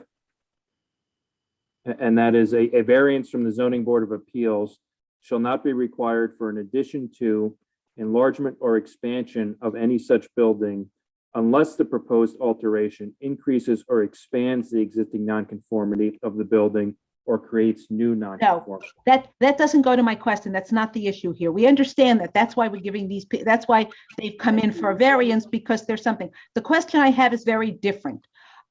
When you have an existing non-conforming condition, and when you demolish a piece of it, you have to some degree eliminated that non-conforming condition. If they demolish the second floor of the building, let's just make it up. They demolished the entire second floor of their building and only left the first floor. They could not come back in 5 years and say, whoa, I had a second floor, I want to put it back. They couldn't do it. They just couldn't do it. So, and they wouldn't be grandfathered or anything to it. So the question is, does the code have a provision in it, which is what Dennis was going to look for? Does the code have a provision that says it can't be demolished for more than 6 months, 8 months, 2 years, whatever it is, lots of, whatever that number is. And that's what he's going to figure out, whether there is, because if not, then the fact that they're demolishing and rebuilding is irrelevant, because it's not considered new floor area. It's considered the existing floor area. So it's a question of whether or not when they demolish and then rebuild, the new floor space is new floor area. And then Greta followed up with a good question, which is, even if that's true, does the village ever enforce that provision? And has it ever said, whoa, you didn't finish in your X months, you got to go for a variance or whatever, and issue a stop work order? So this is Dennis again, from the building department. Yes, since I've been in the village, it has been done, and it has been done by me multiple times, where it was a pre-existing non-conforming, and they didn't make that time, and it was cut off. So they had to lose. It was regarding an apartment with an office attached. They wanted to have the office attached to the apartment, and they missed the time. So therefore it went back to storage and no longer an office because it wasn't conforming to the zone. All right, so if you just could give us that timeline so that we know what it is and useful for everyone else to know what it is also. Thank you. If I may, the pre-existing nonconformity of the structure is lost with respect to what's happening in the side yard setbacks. So I think everyone agrees that variances are required here. So if I could, Can we clarify? We're talking about perhaps demolishing the second floor. We're not talking about demolishing the whole footprint of the house that's existing in non-conforming side yard. Is that true? The first floor will stay standing during construction, and we're talking about some demolition or changes to the second floor. Is that correct? So they're not going to lose their non-conforming building footprint in the non-conforming yard because they're not taking that away. And so what we're considering is the expansion of the nonconformity because they're going up over it. Whether or not they're building a new floor there or not, it's the same variance that we would consider. It might change our mind or something about it, whether it's a. Sorry. No, if they lost the non-conforming Sorry. Hey, I want to stay with questions for them, because if not, we're going to just have to end this at some point earlier than I'd like to. So we can deliberate. So my question, Dave, is, are they doing anything to the building envelope in the existing side yard? Or are we only talking about what's above it? Above it. That's what they've said. You tell me. Thank you, Dave. That's what they've said. I mean, Yes, let's move on. I also have, thank you, Meg. Now, Ms. Mouse, one question I have for you is, you cited, I know, one case that. Can I speak on this issue? Not right now, no. Ms. Mouse, you're commenting on the rights, on vested rights and how they would impact that. And even in citing, I guess that, I don't know, what is it, the facade, but they all become creatures of, those cases don't hold it as a matter of common law or right. They all relate it to the codes of the municipalities. So for example, in that case, they're discussing it there. I guess it was Judge Floyd, and then the second department gets the case. And they're saying basically they're relying on the ISLIP code because it's an ISLIP case. So I'm saying I think it would be helpful. Are any of these? Sometimes there's requirements, but they're based upon interpretation of the code or the application of a code. So a municipality, for example, as I understand the law on this, you can change the code and then you can decide. A municipality can say, well, those things can remain forever. They can't remain forever. If there's a change, if they're destroyed, how long it will be. But those are creatures of the enabling legislation, of the enabling codes, not of a generic law. Because at worst case scenario, if they make you remove them, then you have a right of taking. But so I just ask you, on your cases, are many, and we'll take a look at them, but I think it would be helpful. Do they rely upon codes, different codes? And if so, are they similar to? They do, Mr. Chair, they rely on codes. Right. And particularly in the Fresenda case, the code language is very similar to the code language in the Village of Mamaroneck zoning code. Okay, thank you. We'll take a look at that. All right, and I could not, that other case that's unreported, you'll have to send it because it's not in Westlaw. Okay. Quick look, that's Alexis. I'll send it to Brittany this evening. Okay, or you can circulate it to, if you want to send it to me, we'll circulate it around, whatever. Okay. Okay, it's probably best to just give it to her. All right. Is there anything else on this from you? Yes, I would like to make some comments. Excuse me. I'm talking to Ms. Mouth. As soon as. Oh, I'm sorry. Oh, We try to do this in a quick order here. Okay, I think we understand your point. You've made several submissions and we have them. and again, we would like the opportunity to review what has been recently submitted. Okay. And, you Well, know, if it's, you'll locate that, because apparently we're not going to close tonight based upon what I've heard before, because they're going to be submitting something else. So thank you. Helen, those items were posted to the website, so all of that is already on the website on Novus as of this afternoon. okay, There will be additional materials submitted. And I Yes, think those were already added. okay. No, Ms. They haven't been added if they haven't been received by you yet.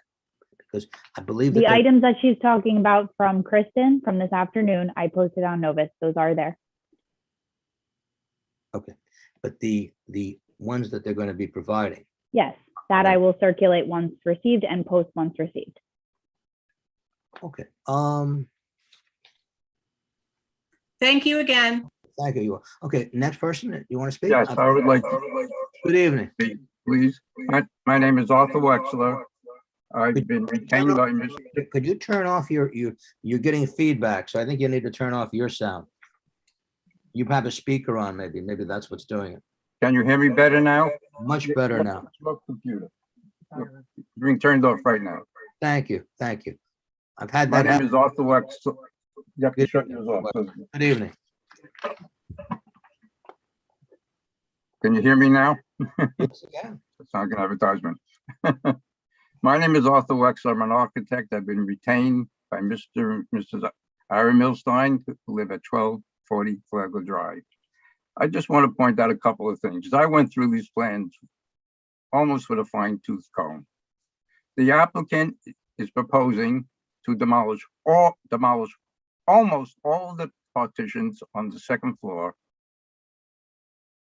except for, I think, a bathroom, 3 walls, and a center partition partially down to the plywood of the first floor of the second floor. They're going to rebuild the second floor with a ceiling height of 9 feet 8 inches, where now it is 7 foot 10 inches. The resultant of that is going to be a structure, as I showed in the drawings, which I was questioned by the architect for the applicant, that was misleading. And it was not misleading, because what you see from 1240 Flagler Drive in the proposal is a wall. It's a wall that has approximately, as shown on the drawing, unless I can share my screen, has approximately 1,741 square feet, where the present wall at that same point on the existing house has 924 square feet, which yields an 88.4% increase in the wall that my applicant is going to see from their property. On the other side of the property, facing 1280, the increase will produce, hold on a minute, I got it here.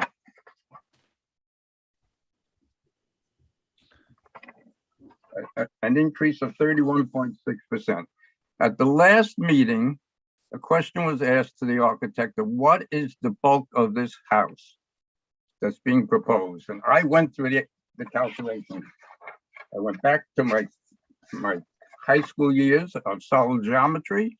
I took the PDFs and I calculated the bulk of the addition and also the bulk in each of the 2 side non-conforming sides.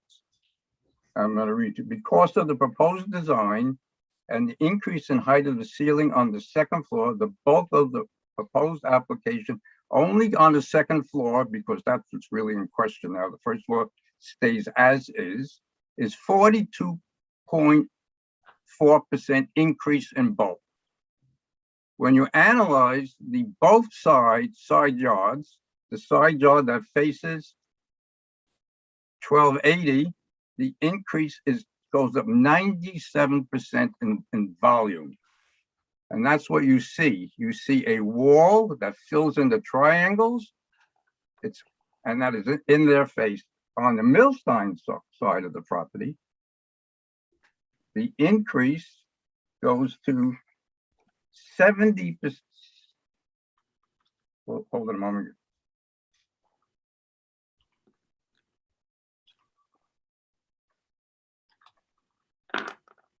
Give me a moment. I don't want to get that. I don't want to mislead you. Both on the second floor, along the west. It's 97. And on the Millstein side of the property, the increase in bulk is 73% of what there is now. That is rather a drastic increase in the volume of the building that's being built and what my client is looking at.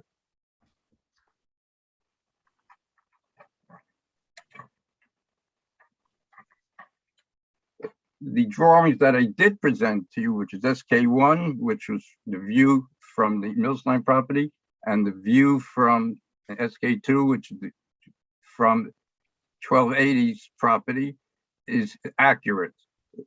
It is not a misleading at all. It's taken at that point, and that's the wall that they are going to be faced with. So I feel that in this case, that the application should be denied or modified to appease the neighbors.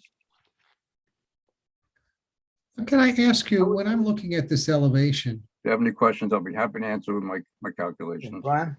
yeah, when you're talking about, You guys had, and you also had in the past conversation about what's happening on the side of the house that faces Long Island Sound, they are building projecting the second floor terrace 2 feet out further than it presently exists on the first floor. The roof of that structure is going out 6 feet beyond where it is now towards the sound. So all this adds up to more bulk, much more construction.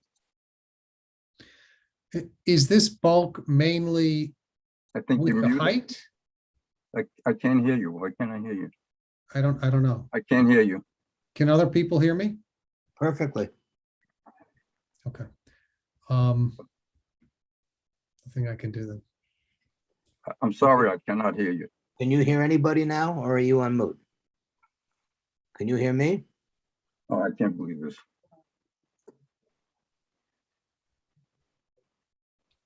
You can't hear anybody. Next time I'm doing it in my office.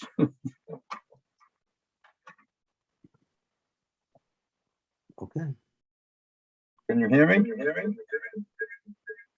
We can hear you in quite an echo. Can you hear us? I know, if I pull that away, I can't speak to you. For some reason, I'm at Mr. Millstein's house and I'm having problems with their computer right at the moment. All right. Can you? 1 minute. What would you like? I want to hear what Brian has to say. Okay, hold on.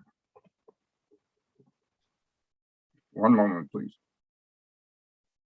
You can't hear us at all? Here you go. Guess not. Please. Arthur, Brian, if you can want you to hear me? dial in too, you may want to dial in from a phone at least. If you don't need to share your screen or anything, you can call in.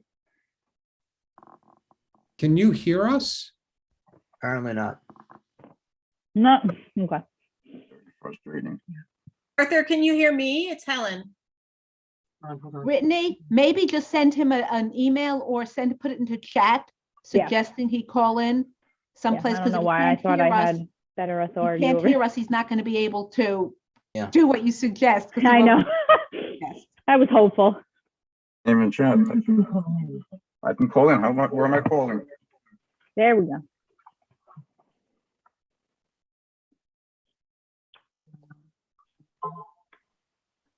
Where am I calling? Brittany, can you give them the number?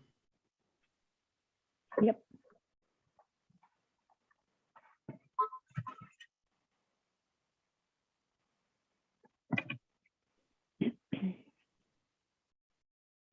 I'm not getting a number.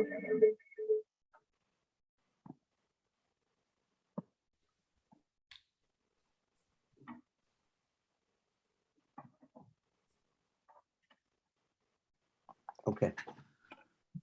9:30. We'll move on. All right.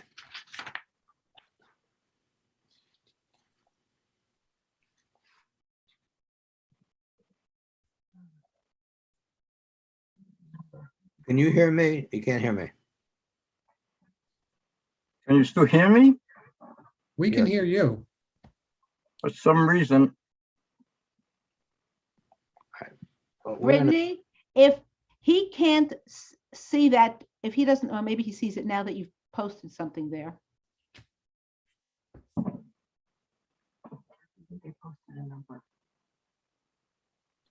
Well, I think he's given us a submission, and I guess he can go to the adjourned meeting.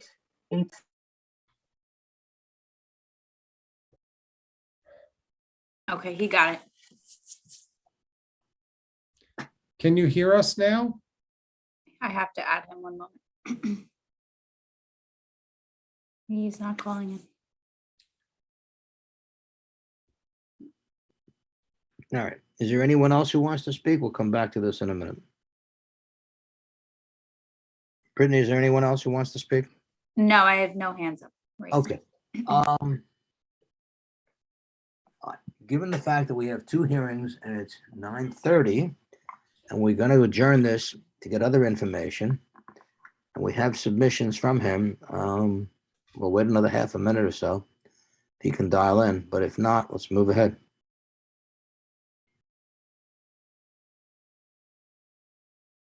He's unable to hear us, I gather. We're keeping the meeting open, right? So he would have another Okay, opportunity. we'll keep the meeting open, and he's made a written submission. He can make another one. Right, and we'll be able to ask questions next time, and perhaps the applicant can also address. Yeah, the percentages. You've got the applicant has heard that. I think that was the main portion of his presentation. And while he may not be able to hear me, my question was going to be about, why this is happening. Is it because they're changing the location of the ridge line? Because we know they're not going up really further. But if now the ridge line is going front to back as opposed side to side, I'd like to know why this condition that he's claiming is happening. I'd just like an explanation for it. That's very good, Brian. I concur with you. Why don't we do this? I mean, I think it will also. Can you hear me? Yeah, we can hear you. Okay. Can you hear us? Yes, I can hear you. Okay. Well, if you have anything you want to wrap up at this point with anything, you've given the percentages. Did you have anything else you wanted to add? I think, Brian, you have a question for him, don't you? The question was simply, what change is creating this wall, as you call it? Is it because the ridge line is now going in a different direction, or? No, I can answer that very clearly. The house is like a cape house, which means that there's exterior walls with a ridge, a steep roof raft is going down to the top plate of the first floor walls, exterior walls, and then dormers pushed out. What is being proposed are rectangular forms. So you're filling in all of those triangular spaces with living space. And there's no, So that, but sorry. behind a dormer, isn't there a roof line? Yeah, there's a roof line, but Of a that's, structure behind it? yeah, that's 7 feet. It's approximately, I haven't been in the house, but I would assume with a ceiling that's 7'8", it's maybe about 7'6" at the exterior wall. And that wall is going to go up to 9 foot 10. A foot or 12 or 14 inches of construction will take you up to 11 feet. And then they have a third floor, which goes up another 8.5 feet, all facing 1240 Flagler Drive. The big difference in the volume and what you see from the properties. You're saying they're proposing a third floor? They're proposing a third floor. That's where that stair goes up to gain access to the roof decks. And that space is probably about 180 square feet in area. Well, they said that the overall height of the structure is going to be similar, if not shorter. Well, that was not correct. Than the current ridge line of the house. That's not correct. They have trellises up there. They have a lot of construction on the roof. They say that the maximum height is going to be 31 feet 8 inches. Well, Rick can answer that better than I can. But if he's going to the ridge, this is about another almost story higher than the ridge. And there are solid walls that are closing in private those areas on the roof structure, which adds more bulk and the volume to the building. Well, maybe this is something that the applicant can address for the next meeting. Yeah. Because they haven't had time to consider these specific issues that are being brought up. And all that impact just impacts. It looks like, in my mind, it's a nicely designed house, no question about it. It needs a much more property. What if they did it as of right and it was it? That's a good question. I thought about that. I think you have to take, if you want to stay in the same design, you have to shift over a rectangular form more towards the center of the house, do a colonnade under it leading into the house, and get your volume that way without building in the required side yard. It'll take skill and a lot of study. But it's not, the side yard modification is not particularly great, is it? Can you repeat that again? What's your understanding of the side yard variance difference? I think it's a great increase in the volume in the required side yards. No, but So- if you were inside the side yard, if you didn't breach it, if you went to the as of right side yard, what's the difference from where they wanted to where they could build without a variance? Clarify a little bit. I mean, visually, what the difference is? No. Where they could build. In other words, how many feet difference? In what they require, you could probably solve their needs. Well, let me ask you that other question which you touched on. And that question is visually. Let's say they built more towards the center of the house. They would invariably have to go up. So No, what they won't. They difference- can put it on. They can put it on columns. They can make it. They can make it quite handsome. Okay.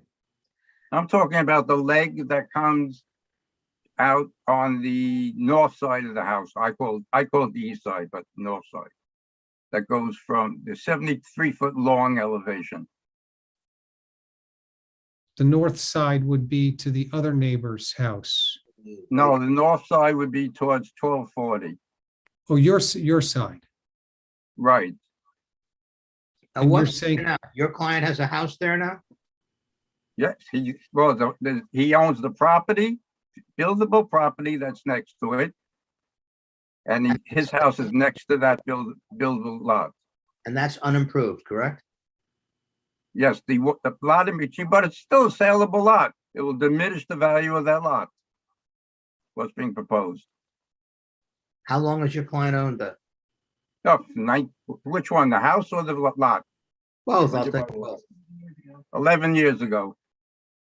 Yep, the house? And the house in 1974, 1970s. We've been living in the house since 1970. And the vacant lot is 11 years. Yes. All right. Unless, how does the board feel about we adjourn this now? So we can move on to others okay, what we're gonna do is adjourn this now. We're gonna get the other information as soon as you can. You check for when it's on so you can all see it. And is there anything, does the applicant understand how Mr. Wexler said he got the numbers he has or not? Is 97%? No, I'm sorry? no, there's no material, graphic material or anything. Have you, did you submit something that explains how you got your percentages for the increases? Yes, I can. It was Okay, that's, very all. painful and time consuming. Well, then don't submit it. That's up to you, sir. No, I can. I have to put it in the form that you can read. Okay, well, all right then. I just don't want you to undergo pain if it's not necessary, that's all. No, pain meaning that I have to go back 70 years in my head. All right, well, high school was good. Forgot who my trig or my geometry teachers were, but But it was solid geometry. so be it. All right, then. I think it's Thank you. the consensus that we will adjourn this matter. And I would like you to please follow up as soon as you can, because if we do, we'll probably take this up in April, but if we can meet before, we might very well do that. But, and thank you all very much. So this matter stands adjourned. All right, Thank you. Have a good evening. Yeah, thanks for your time. Thank you. Thank you, everybody. Thank you. Thank you. Thank you. To the applicant, good evening as well. Okay, next matter on, next public hearing is 1346 Raleigh Road. Let me get out of this one. And this is a area variance in connection with,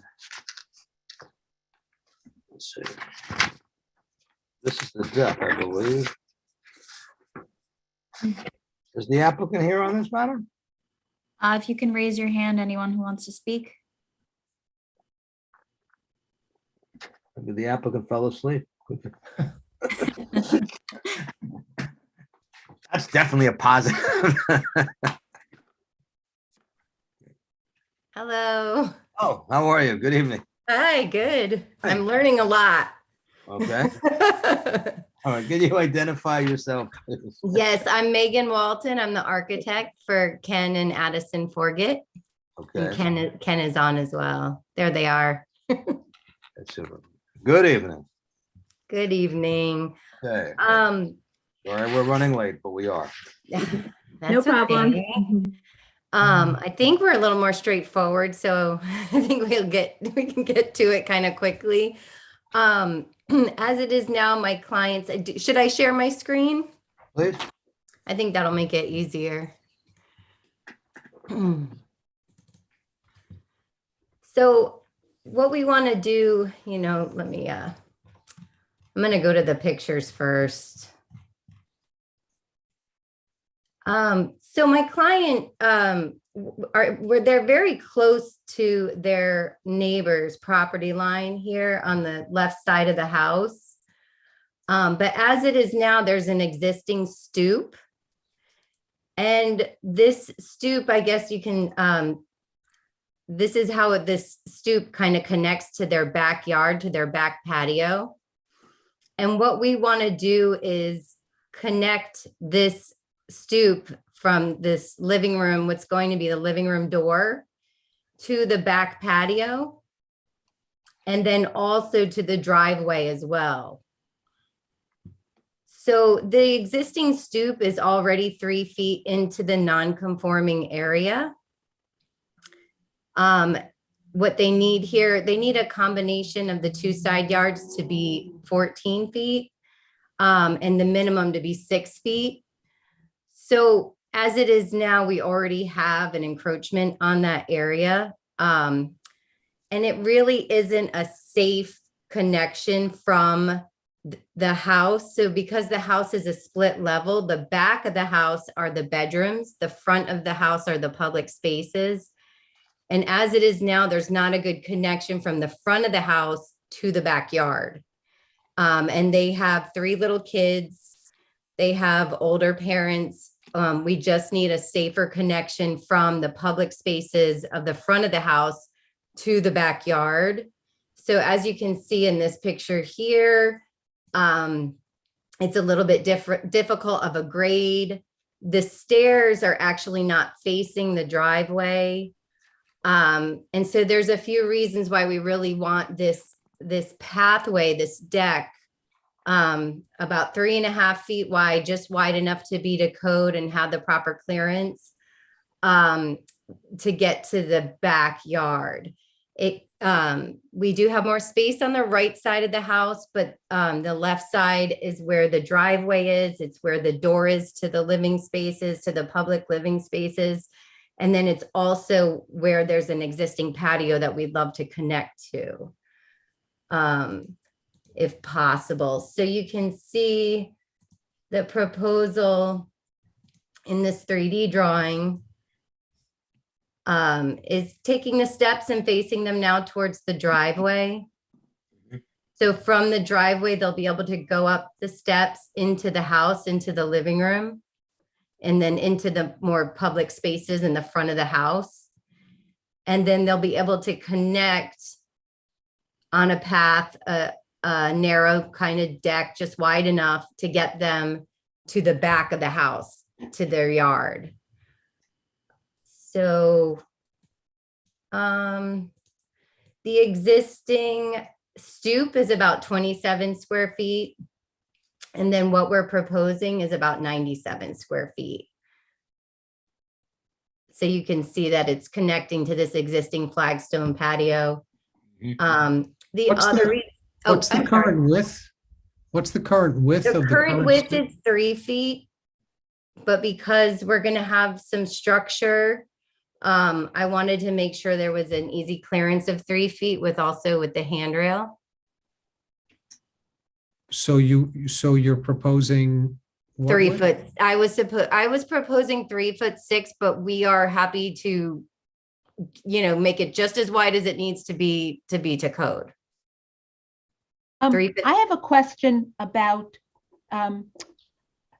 right, where is this is the entrance to the house is in the front of the house. Yes.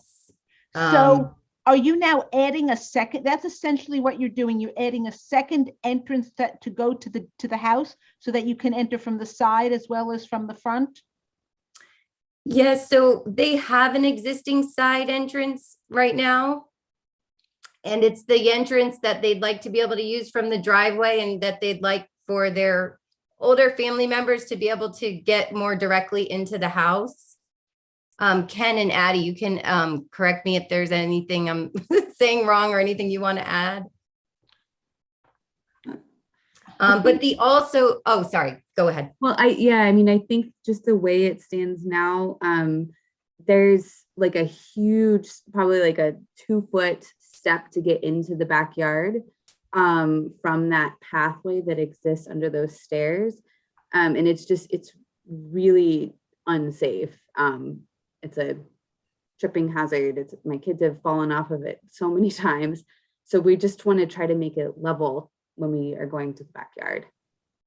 But no, I'm confused about something. If you look at the photo, that's not this one, but the other photo. So you have steps going up to the living room and then down from the living room. What is from the front of the house if you wanted to enter this living space right now from the driveway? Yes. So not the front of the house, the side of the house the side of the house where you're what we're talking about today. If you want to enter the living space, that door, right now you have a door on the side of the house, not the front of the house. Okay. The side of the house.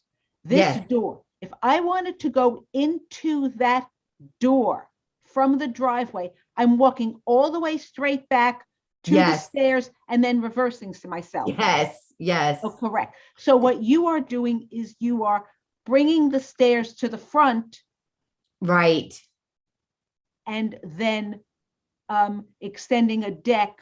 Yes. To the back in order to get to that. Okay. Exactly. I just want to make sure I was. Exactly. The side configuration. Okay. Yes, and there is a front door as well, but this would be how we'd connect to the backyard so the kids can get to the backyard. So as it is now, if we just had the front door, they'd have to go around the front door and then back up this path, which is not really safe. What could you, is there no way, I don't know what's inside the house. I know it's in the plans, but didn't look. Yeah, I can go to the plans.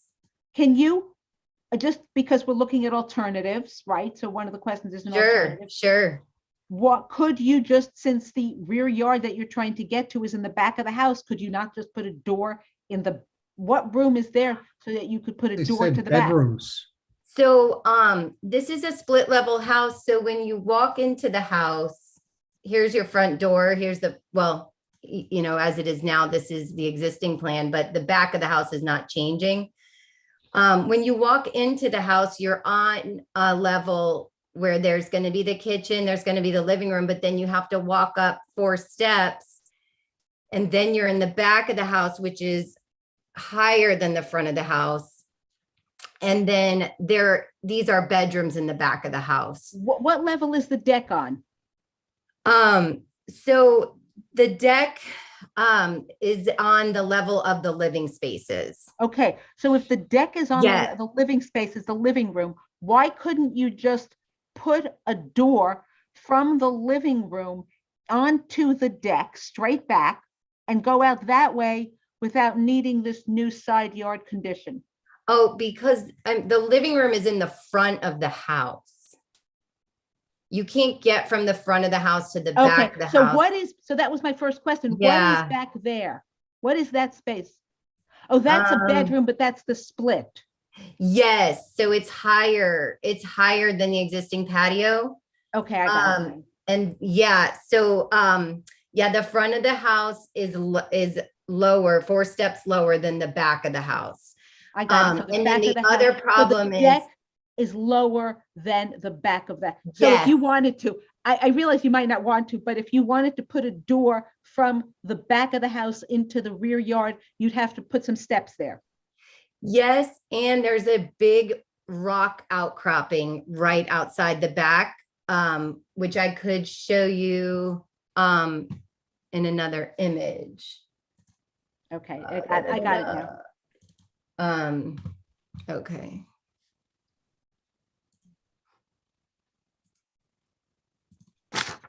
So I don't have a great image, but this is the back of the house. This is the patio we're trying to connect to. And then this rock outcropping actually comes quite close to the back of the house. Okay. So there's not a great option from the back of the house to the backyard. Okay, thank you. That explains. Yeah, sure. So I have a couple of quick questions. Based upon these drawings, you have an air conditioning condenser where you're currently thinking about putting the staircase down towards the front of the house. Right. Where do you plan to relocate the air conditioner condenser? Yeah, we're planning to locate it under that deck pathway. Boop, boop, boop, boop. So we'll have space underneath a little bit. So right now it's where the stairs are. Correct. We're planning to put it back a little further. And that's up to code. You can put an air conditioner condenser underneath your what are you calling this, a patio or? Yeah, a deck, a path. Yeah, I mean, it's fully ventilated. I don't see any issues. I don't know if the building department would have any. I wouldn't want to be Marilyn Monroe when that thing goes on. Another question. Yeah. And it's hard, but if you look on some of the pictures, you can find it. You have a window, which it looks like you're removing, which would be under the deck and towards the back of the house on the same side of the house as that door. Yes, here. Okay, correct. Now, what does that window go into? That is going to a storage space in the basement. And is that being Um, removed, or was that just not included in your drawing? You know, it's not being removed. But it would intersect. At one point, we were talking about changing those windows slightly. But we haven't, we don't have further plans for those. Okay, so you're telling me that that is not livable area. No, it's a storage space adjacent to the garage. Now, we can also see at the back of the house, which would be very proximate to where this deck ends, a large tree. Are you planning to Right. remove that tree? We are planning to remove the tree. We don't have to remove the tree. We're not gonna, we are getting close to the drip line with the tree, but our deck is stopping just 3'6" to this retaining wall. So we're not going all the way aligning with the back of that the back patio. We're Understood. just getting to where we need it to turn the corner and Okay. get onto that patio. But But we you do want are- to take the tree yeah. down. Yeah, we Okay. do. Do you currently have a variance for that landing, which is there, which is closer to the property line than 6 feet? No, this house is built in 1955. So So is it's that pre-existing pre-existing. non-conforming? Yes. Okay. Yeah, I wouldn't necessarily, Robin, to your point, in terms of making this a second entrance to the house in the front of the house, especially if there's elderly parents and little kids. I guess you could, but that's a much larger staircase than the one getting into the front door. What is that, 9 steps up? Right. These steps are 8 inches. They're a little higher than what we would do for code and for elderly parents. And then it's also, we're getting down to the driveway, which is a lower grade. Right, so it's a substantial staircase. And I see Right. And you're covering it, correct? We're covering the staircase and the door. Yeah. Okay. All right.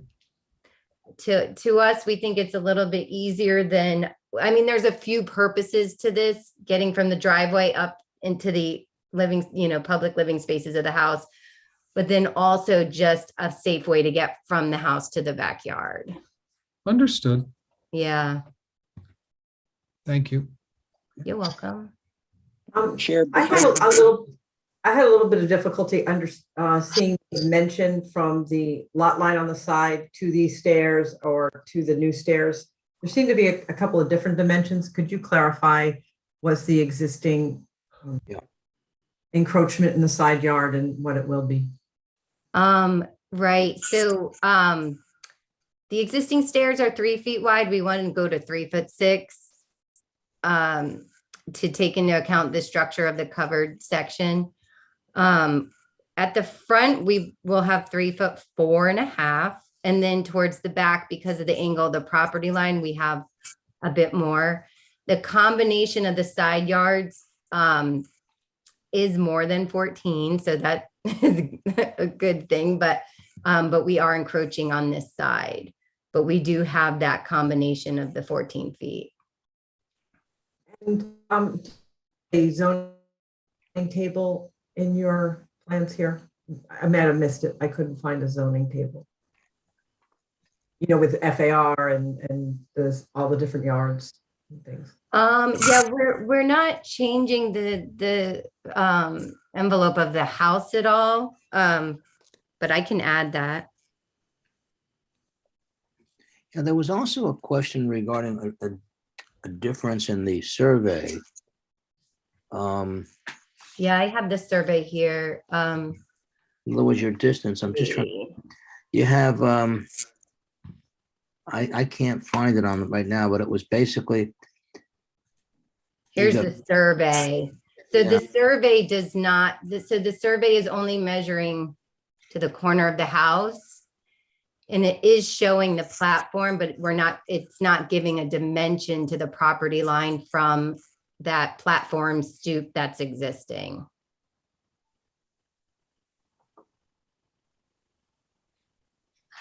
Okay. Yeah, that seemed to be the missing. That's- Yeah, yeah. Well, you've got a 4-foot, was it 3 7/8 inch setback proposed? Yeah, about 3.5 feet. Yeah. Right. Well, no, it's over 4 feet, but the survey doesn't pick up the 3 feet, 4.5 inches according to. Yeah, the survey is measuring to the corner of the house, which we are not changing.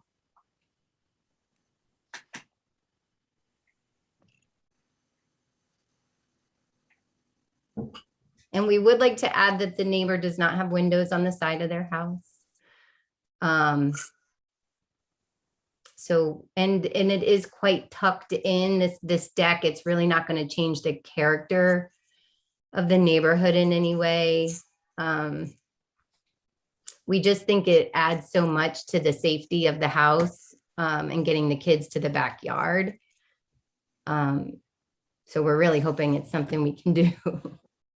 Have you discussed this with your neighbors and with the neighbors on that side? Ken, do you want to Yeah, answer? so hi, it's Ken. So I discussed to the two neighbors that we know well, who are across the street from us, Tony Vitetta and George Purcell. They were fine with it. We don't really know as well the neighbors to the other side, directly in front, or sorry, directly to the opposing it.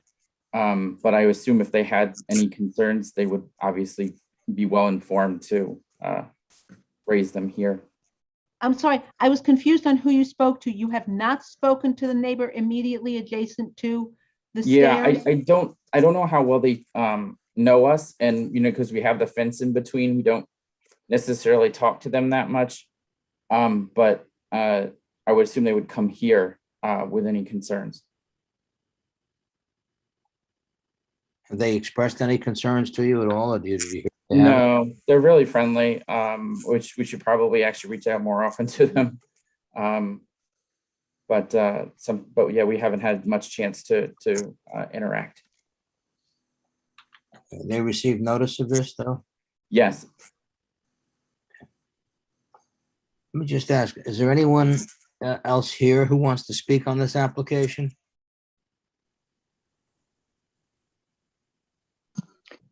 Chair, this is Dennis, the building inspector. I have a couple of things I want to just follow up with Brian's questions.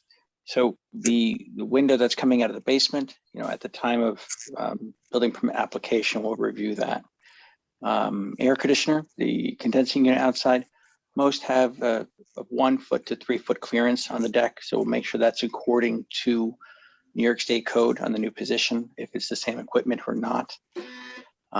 Regarding the steps going up and then straight back to the rear yard, for our volunteer fire department, if they're going to go up and go down, that would be a lot easier to do than, going up and straight into the back, I think would be more favorable for our fire department and the family that's living there. And then the tree, get a tree permit. We have a tree law in the village of Mamaroneck. So this is just me letting you guys know you're on notice. Just file a tree permit with the village manager's office. Okay, thank you. We will. Thanks. Yep, we're aware of it, and we've had an arborist look at it before, and they said it was very iffy as to whether that tree would remain safe. So we're going to have it reevaluated probably as we get that permit process. That'll come later and to the manager's office. All right, thank you, Chair. Yeah. Does anyone else have any questions of the applicant? Okay. Anyone want to move to close, or do you want to keep it open? Can't see why keeping it open. Is there a I'll motion? move to close. There's a second? Second, Okay. Brian? No, I said I'd move to close. Yeah, I know, and we got a second, so now we're going to vote on closing. Oh, yes, close. There you go. I thought you would, since you made the motion. A little Okay, redundant. Greta, yep, Yep, okay, Robin, Yes. Meg, okay, I vote yes, okay. The hearing is closed. Thank you very much. Thank you for your time. Have a good evening. All You right. too. All right,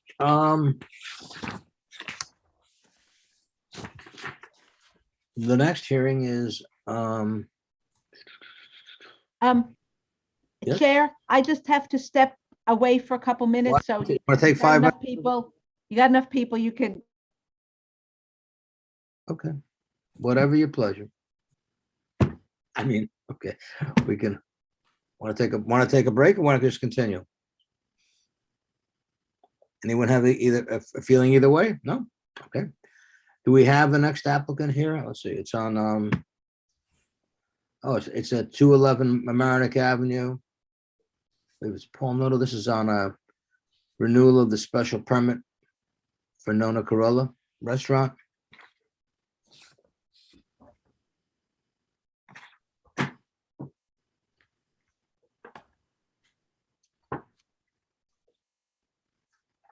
Is the applicant here? Yes, Paul's getting him. Okay. I am here. Good evening, Paul. How are you, sir? Good evening, Mr. Chairman and members of the board. I do have my client's here. I think he was going to get on. His name is Bernard Gamzee. He has a Yep, I 7. will come on. So if you see him in there, let him in, please. So good evening. Should I get started? Yeah, if you want to wait a few minutes for Robin, if not, you can get started. It's up to you. It's up to you. It's your I have meeting. no problem with you getting started, and Robin didn't seem to have any problem with it, so. Okay, so it's fairly straightforward. It's the Nona Corolla Restaurant at 211 Mamaroneck Avenue. They obtained a special permit from this board on September 5th, 2019, and that permit was for 18 months. 6 months later, they came to the board for what I would call an amendment of that special permit, because they wanted to extend their hours of operation. They wanted to use the outdoor dining facility, the patio, and there was a limitation on cleaning and making noise, outside of the hours of operation. For some reason, that is in your records as another special permit. And that permit was for 1 year, which coincided with the original special permit, and they both expired on March 5th of 2021. So they did not file an application to renew until now. And there's a couple of reasons for that. One of it, which is they didn't really know if they'd be in business. They had they were closed for a good part of the lockdown. They didn't do a takeout, operation, so they were essentially closed for many, many months. And so they were somewhat uncertain if they would continue, and they've decided they would like to continue. So they are, operating. They also had a prior counsel who I think they had reached out to start this process. He didn't respond, and I'm not sure what the story was. So they came to me in, I guess, December and November, and here we are. So we filed in January. So essentially, we'd like just a renewal of the existing special permits. If possible, we'd like 3 years, which I know had been the norm. They are in compliance with the conditions. There are no complaints that they're aware of, no violations. So that's the story. Bernard is here. Okay, so. No violations at all? No violations. Homeowners as before, Mr. Noah? Well, this was this was Molly Spillane's a few years ago, who I did represent. Molly's left, and as we all know, Molly's had, other issues. And I think that is probably why the board was reluctant to grant a 3-year special permit, and they imposed some significant conditions on Nona Corolla. It's a different operation. Nona Corolla is essentially, it's a restaurant. As you know, Molly's had a little more nightlife. It was more of a bar, it's more of a sports bar. So yeah, Nona Corolla has, just a different operation. So I think they are in pretty good standing with their neighbors. And in the past, I know the people who lived at the Regatta had been pretty vocal about Molly's, but I checked the record. There are no open complaints at this moment. Good. So I was correct. Thank you. Yes. Did you say that the current permits expired? Yes, they expired A year ago. a year ago. And any reason for why they didn't proceed? Yeah, as I said, they for a long time they were closed. They weren't operating, and so they weren't sure if they were actually going to continue. I'm sorry. So I think it's not been easy for them. And in fact, it's been pretty bad. But I think they would like to make a go of it, and I think they feel that we're coming out of this latest pandemic and moving into a more manageable phase, and I think they feel they can get enough business to keep going. Okay. All right. Anyone, is there anyone here this evening who wants to speak on this? Any comments? Any board members have any questions further? Why don't we wait a minute for Robin in case she has a question, all right? So why don't we just take a, I just wanted to ask, I know that Mr. Noto said that the conditions had been complied with, the current conditions, but if the operator of if the actual applicant can confirm that all the conditions have been complied with, that would be helpful for the record. very good. That's Bernard. Yes, we like previously Paul stated, unfortunately, because of the lack of business influence, that we didn't know if we're going to continue in business. That's the only reason that I didn't apply before. And also reach out to a lawyer. In regards of any violation, anything, I don't think, as far as I know, we didn't have anything. We've been complying with everything that, the town asked for. So I don't. No, Bernard, I think the question was, are you in compliance with the conditions that are attached to the permit, which is, that you're living within your hours of operation? Yes, yes, that everything is done with a permit. Yes. There's no live or amplified sound outdoors. No. No cleaning other than hours of operation. Exterior Correct. lighting must be downward illuminating. You're in Correct. compliance with all of those? Okay. Yes, yes, yes.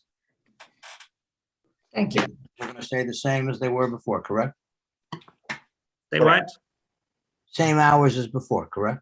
Yes. Yes, the hours are in your I'm going to call your amended special permit when you Right, I just- establish 2 hours. Yeah. No, they're fine. They're not asking for any change. I don't know if anyone asked this question yet, but any violations? I know you said no complaints, We but did I have, was just yeah, curious. no violations, no complaints. Okay. Yes, it was Thank you. asked and answered, yes. Yeah, sorry, I went up, so I apologize. That's okay. Again, That's okay. You can ask it again and you can answer it. Right. I do have someone from the public. I don't know if you want Okay. to allow them. Fine, let's let them in. Okay. Good evening. It's loading. Okay, they're promoted.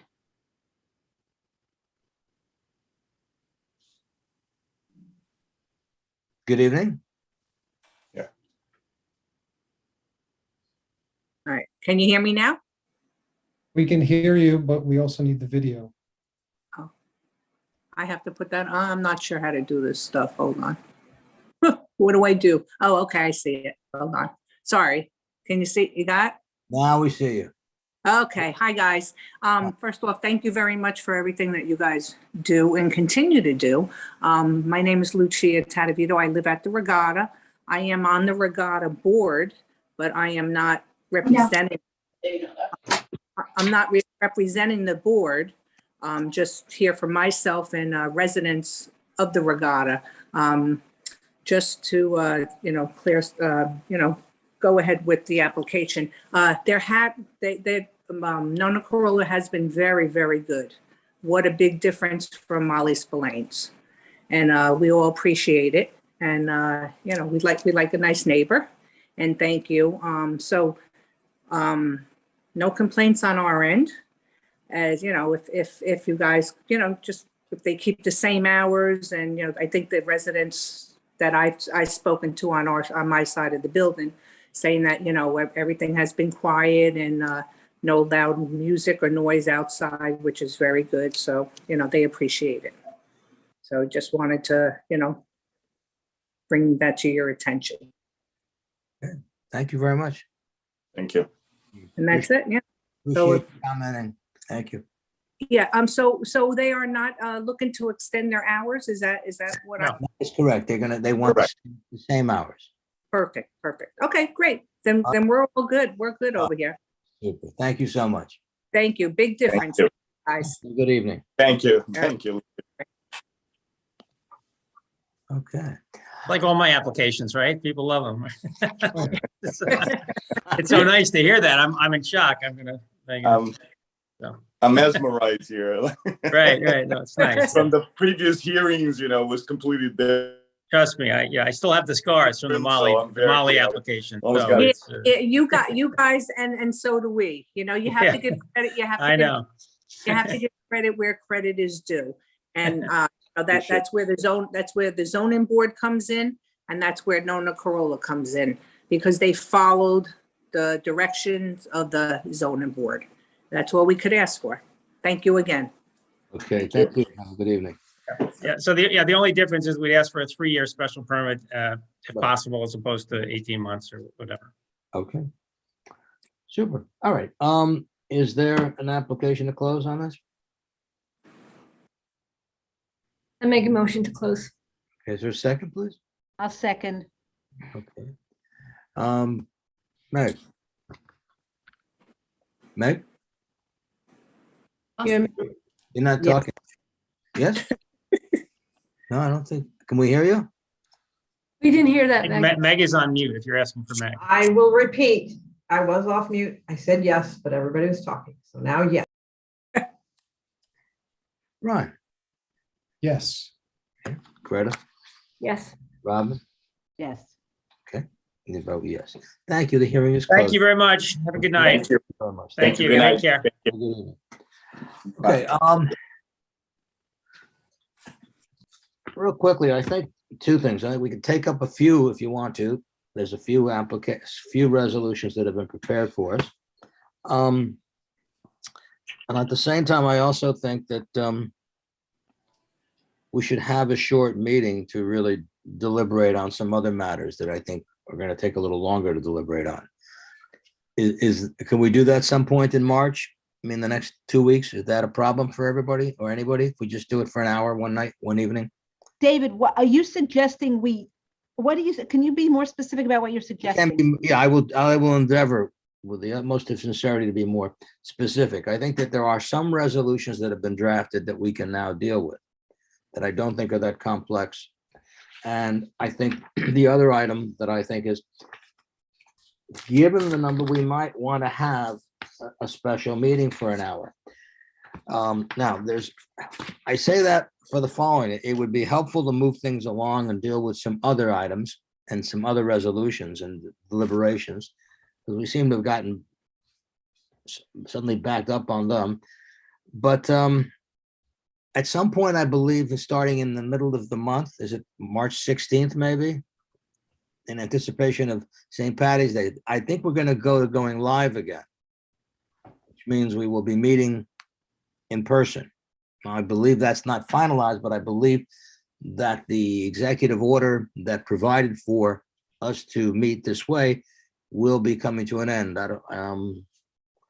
I haven't personally checked that. I believe Brittany sent out something on that. It's possible after March 16th, but there's no confirmation until then. So it would be ideal to probably have the meeting prior to that, since they're still Right. kind of organizing the courtroom. Right, because I think it's probably likely that it'll go back to live after March 16th. Yeah. It would take, they would have to, I don't think that's going to continue to do it this way. So I think to go, and let me be candid with you, I think to have a meeting where we all attend an extra meeting is very different than just taking an hour and a half one evening for a tight meeting to just clean up on some things. But I want to know if that's all right with everybody or what you think, and then we can try to get a date lined up. Could I suggest that we go through as far as we're going to go tonight and then see what we have left, it'll affect how long we're gonna have to meet the next time. Because if we only are doing, the 2 or 3 simple ones and leaving the more complicated ones, it's gonna be longer if we get some of the complicated ones. So can we kind of do it and then decide at some point, okay, we've done enough, let's see about meeting? Sorry. Sure, but I'd like to end at 10:30, but yes, we can do some now, and then I think we can see, but there is also another matter to take up at the next meeting. And Right, but let's see how much of this. Brittany, can you let us know which days are available for us to meet between now and the 16th, given that you have to coordinate with the other boards that are meeting? So I which sent that to Dave, so I'll just forward it over to everybody. Okay. Yeah, my problem is I can't get into my email and stay on Zoom at the same time. But Brittany, if you open it, or just read the dates, Brittany. Yep. I'm sorry, are we trying to find a date right now? I'm not. Well, just, we should know what dates there's a possibility. I was saying that, and then we'd know what the world of only nights that possible are- dates are. The only nights that are unavailable at the moment are the 8th, the 9th, and the 16th. Other than that, any day is okay. 8th, 9th, and 15th? 8th, 9th, and 16th are not options. Okay. 8th, 9th, and 16th are not options. Correct. Oh, so there's a lot of options. So we have a lot. So the 15th or something could be the 15th. I don't know how that is. How does the 15th that's fairly quick, but that's all right. Does that work for everybody on the 15th? I'm available on the 15th. Okay. I'm looking. Yes, 15th works for me. Okay. Greta and Meg? I think it works. Yeah. I would not be able to say right now. I'd have to check with my work schedule. Okay. So why don't we do a tentative and then we'll confirm tomorrow or the next day. We'll confirm on Monday, but I think we just picked the date so we can hold it. And I think we can keep it tight and oh, I'm sorry. You know who we have on? We have counsel. I didn't say hello to you this evening because I don't see you. Are you here? Here, can you hear me? Oh, now I can. There you go. Good evening. Good evening. You've been this very quiet person that's sitting in the background there. Thank you. Okay. Is that all right? If tentatively, Meg's gonna confirm. Okay. All right. Let's see. We have, I guess, the 911 Fairway Lane is a closed application. And I'm just looking for the No, there's no resolution. We just have to deliberate on it. Oh, there's no. Yeah, none of these have resolutions. These are all closed, but no decisions have been made on any of these. There's a resolution on 1258 East Boston Post Road and 524, 532, 440. Yeah, we got 2 resolutions. A couple of resolutions. Can I Right. have those sent to me? I didn't receive those. Yeah, we have, Yeah, we have. 911 Fairway and 700 Baldwin are. I thought when we discussed Fairway last time, I'm surprised. On the resolution. That's what I remember. I thought we had. That's why I was looking for it. I'm surprised. So I didn't go back to look at the tape, but I thought we had discussed it. I know I checked with council and they said they weren't directed to write a resolution, but I thought that we had, I don't think there was any open questions and we did spend some time discussing it. I had thought that we were getting a resolution on it. Yeah, I mean, I have 2 here. I have the 1258 East Boston Post Road and I have the Waverly. Was there a third one that we received? No, I think, this was a public, we had the public hearing and we closed it. And we didn't then, I don't know that we did more than that because we had. Charlie said it was not voted on at the last because the public hearing got pushed because the applicant didn't go to the first meeting. And then it got pushed to a public hearing at the last meeting, but no decision was made when I confirmed with him. Okay. Robert, would you be able to forward me the draft resolutions for the 2 that exist? I was not CC'd on those. I will do that right now. Thank you. Well, to discuss it, basically, it was a side setback for a generator. Yeah, And I thought we had, but I guess, which ones do we have that we have resolutions on? We have it on, We have it on is it Waverly with the storage, outside storage, and we have. I think that should go, we should definitely deal with that. That's, well, since we're doing this, David, why don't we finish this one and then move to the next? okay, sure. Yeah. Because I thought we should do ones that we have already done. That's why, but okay. Well, let's just at least, we started this. Can't we just finish it and then? Yeah, Brittany is correct that, the applicant didn't show up in January. Right. We pushed it to February. That was our last meeting. We closed the hearing. I don't know that there's that much to discuss. I can tell you that one of the things that struck me about this was, could this have been put somewhere else? And Dennis very succinctly said he believes that fire service and safety dictates this being placed where the applicant wants it, because the fire department would be able to get to it. It's in an area next to I guess a garage, which is safer than next to a living area. But I really didn't see any issues with this. We discussed noise complaints, but they said that I think it was 67 decibels, which is about the same as a conversation level. And the neighbor's house is a little bit further away from their setback and angled. So, for my part, and obviously everybody else should chime in, I really don't see much of a reason to not go through with this. With respect to the noise level, the problem with just saying it's the same as a conversation, the difference is that a generator is continuous. So it would be like having it's a loud conversation, 67 decibels, like having a loud conversation for 2 days right next door to you. So it isn't just like a couple people are talking and then they're quiet. So it does make some amount of noise.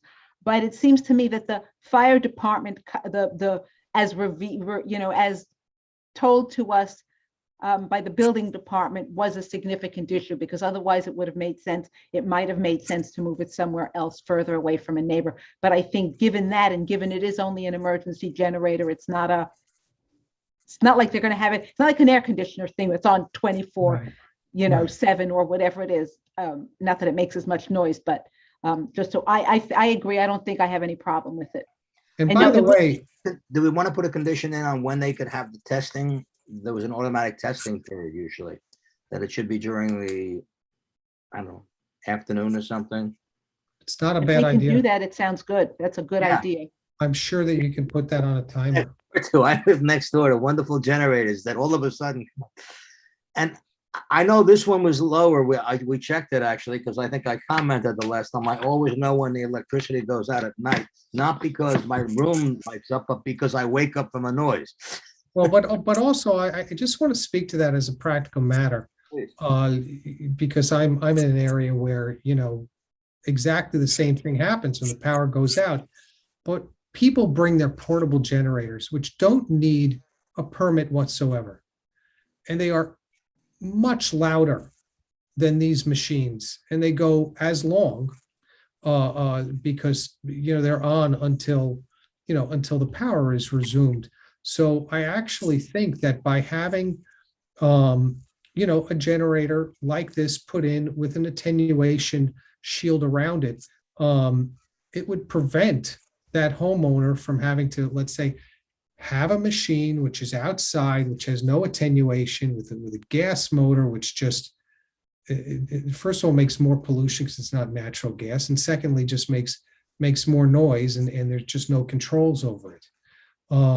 So as a practical matter, it gets very loud when the power goes out, but I think that these machines actually are better. They're less noisy. Oh, I agree. And I think we did look up it, and we did look at the noise levels, as you said, and I think they were fine. All right, I have no problem with it. I think we should just put down that the testing, one of the conditions should be the testing is, because they have to test every few weeks or every week. I think it's once every 30 days, but whatever it needs to be tested, it should be done at a time which would not disturb anybody. Yeah. So it shouldn't be done during the night. It shouldn't be on the weekends. Yeah. You know, I agree. That's fine. so yeah, you just have to figure, you know, when do you think this is good? 10 o'clock in the morning on a Monday, the first Monday of the month? I don't know. Okay. We should come up with a standard if we're going to ask council to write it. Okay. I guess it should be at a time period, not on a weekend, as you said, and not at night. And somewhere between what, 11 and 4 and 11 a.m. and 4 p.m. 10 a.m. or you want to just, is there a particular set of hours that anybody has an issue with or would be better? Maybe just say not before and not after and not on whatever, and just do it that way. All right, not on weekends or holidays. And not after, I'm sorry, not after 5 p.m. and not before 10 a.m. I don't know what's reasonable. Sounds reasonable. That sounds fine. I think that. Chair, board, just putting this out there. This is probably one of the times you don't want to hear from me, but we have majority of holidays land on Mondays.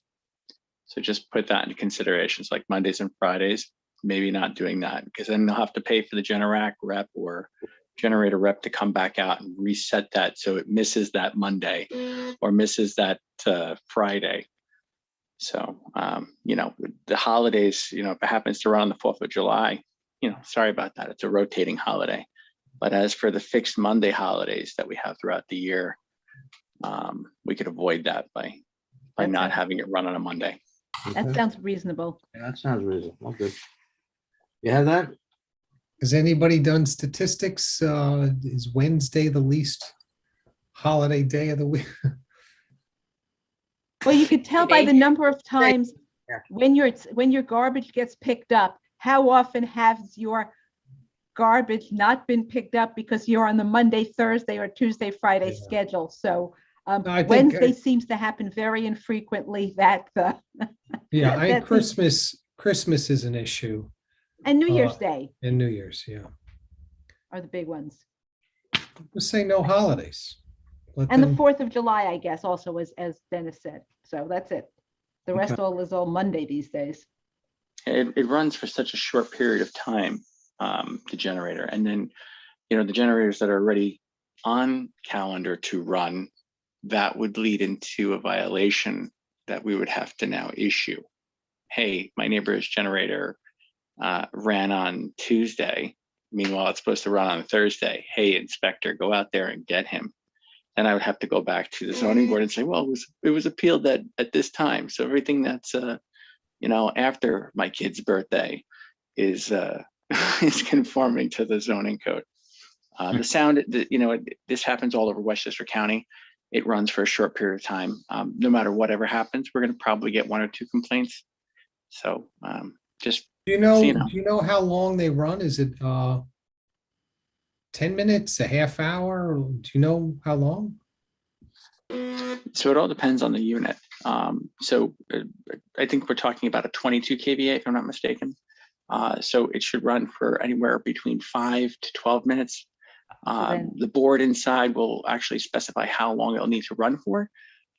So if they feel that the oil is coagulated, they will have it run for 15 minutes, you know, to build up pressure. So let's just say it's from 5 to 20 minutes as a period that it's running periodically, and it's normally once every 2 weeks. It runs. The larger generators will turn on for 5 minutes. This is like a huge whole house generator, not this 22 or 24 kVA. Talking like an 800 horsepower unit turning on. You know, that will turn on depending on the unit and the age, sometimes once a week, and the newer ones will turn on once every 2 months and operate for a long time. So a medical facility, theirs will turn on and run for 45 minutes before turning off. So those would be the ones that we should look out for in the building department if they come up, and then, you know, we'll have a conversation with zoning about. But as for the Generac small ones, you know, just letting it run when it wants to go on, other than the weekends, I think is best time. So maybe, Saturday, Sunday, Monday, avoid those days and hit whichever days that fall in between. Okay. I think if we just tell them not before a certain hour, not after, and let them deal with the rest themselves. Now, the other thing is, how much of a variance are we giving here? I think they said it was 16 and a half feet from the property line, but she was then, I don't know if she was asking for 4 feet. Like, what variance are we giving them? They were originally asking for 3.5. I don't have that with me. I don't have it either. Chair and board, as you're looking for that, right? We're going to see more generators coming to your board soon. There's 2 more that I'm aware of that don't meet the setbacks, and there's a reason why they'll have to, put them where they're putting them. I don't like to pull things away from you, but if a determination could be made by the building inspector and then send a letter to the board, and you can review it instead of having this come in front of you, and the long period of time for medical use for the generator, it'll solve a lot of issues and clear up some time on your schedule as well. So something to put in consideration. Well, so I the think- generator has to be placed 18 inches away from a house, and it's only 2.5 feet away. So say 3 feet away from a home and 3 feet wide. It's a small generator, and we can confine it to that, label it on their survey, and bring it to your attention, and it can be looked at. I mean, as long as it's not in a tight spot where there's only 6 feet of distance between the other house, maybe make some exceptions, but just to think about it. But isn't that something that really is legislative? That's really, isn't that up to the trustees? It may be, but I think respectfully, I'd much rather talk to you as the chair and the board first and get your thoughts, and then I can propose something to the village administrator and go in that direction. But I'm sitting here with you. Therefore, having this conversation with the board is my first priority.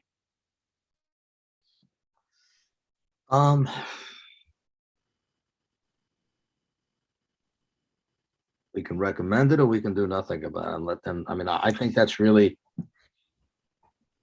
Does the board have any feelings on this thing? Well, it's like, David, if you remember several years ago, we used to get all of these applications for fence variances because everybody wanted a 5-foot fence and the code said 4-foot Yeah. fence. And we got tons of requests for variances. And we did discuss with the board, we did ask the board to consider increasing it so they wouldn't come, and they did. And now we don't get all those variances. And so I think Dennis's request that we think about this is similar, although we haven't had as many of these as we did of the fence variances, but maybe it's something, but it would be something if we do get a lot to prevent us getting. Yeah, if we get a And lot. it might be something, that's my only thought. We haven't had a lot now so far. No, we haven't had a lot. The revision for the fence was to change what was permitted in terms of the height, right? Is that correct? They changed the code to allow it. It wasn't that it would go by approval letter rather than a regular variance application. It seems that it would be to consider, should they change the setbacks or what the requirements are for a generator? If it's going to, it was a good point what you made, Robin, about the fence. It seems like it's up to the legislators to decide if the requirements around putting the generator in could change. Yeah, but what I'm saying is we did that with the fences. We said to the board, look, we have so many, maybe you can think about this. And so if we get a lot of them here, I think we might do that too, but I don't think we can do something yet because we haven't had enough. And even though, Dennis, you're saying we're coming, I think before we can say we've gotten a lot and it's an issue, we have to have them. You're asking us to do it in advance, and I find it difficult to say in advance. I concur. I think if we get them, we'll deal with it. And then I think we probably will recommend it and tell you then, Dennis, let's see where it goes. If we're going to get them. It seems to be just a lot of paperwork and a lot of administrative work that probably could be handled best by the building department, but as I said, as I go with Robin on that, let's see what happens. Right, I mean, it's a thoughtful, you know, it's a thoughtful offer, so we'll see. All right, the next one I'd like to do, it's not as much, but we never decided, we never issued the resolution on Waverly, I'm sorry, 306, the new Waverly Avenue Associates. We have the resolution, a proposed resolution on that. So, I'm And sorry, so we like had, to go to that, David, yeah, David, we just did Fairway, we just did Fairway. right. We're asking the village, the attorney to prepare a resolution. Correct. You Okay, wanna- now you're saying we should go to which? Well, because we have it completed, we have. Just before we move on, I want to make sure I'm clear on what the restrictions are going to be. And is it going to be no weekends or Mondays? And not after 5 or before 10? It's going to be between the hours of, what do we say? 10 and 5. 10 and 5. And not on weekends, except not on weekends. Not on Mondays. Not on weekends or holidays. I mean, I don't. Well, no, the problem is the holidays rotate according to Dennis, so the suggestion was not on weekends or Mondays. Fine. Yeah, but what if you have, well, okay. And I don't think we can be particular about it. So, I mean, big deal. It's a holiday. You have some noise for 10, 15 minutes. It's not Yeah, a, I mean, you probably covered 85%. There's no predicting when some holidays are gonna land. Okay. All right, Thank you. you want to do two quick, all right, what, 200 Baldwin, that we do not have anything, we have not deliberated on that, correct? Correct. Okay, this is the second floor. I don't have my file right in front of me. This is existing.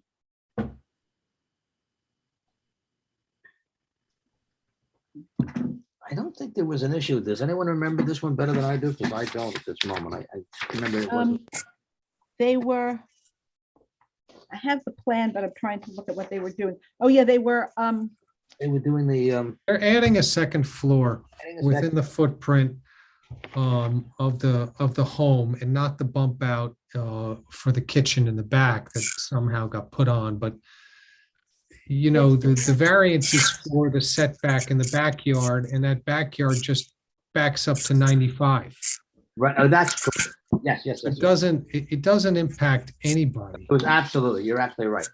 And these people have nowhere else to go in terms of the house because they don't want to go outside the footprint, and they've got 2 little kids. Right.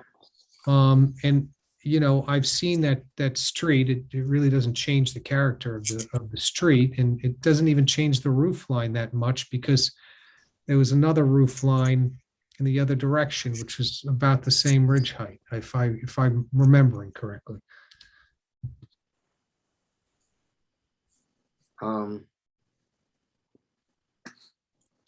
Yeah. I have no problem with it. I remember looking at the visual on it where it was located. And I think that made it was right by 95 there. Yeah, it backs up to 95. Yeah. I recall. And I think they discussed enlarging the front entry platform, because that's part of their project, but I don't think that required a variance and had anything to do with the. right, that's, I'm looking at the plan right now and it didn't.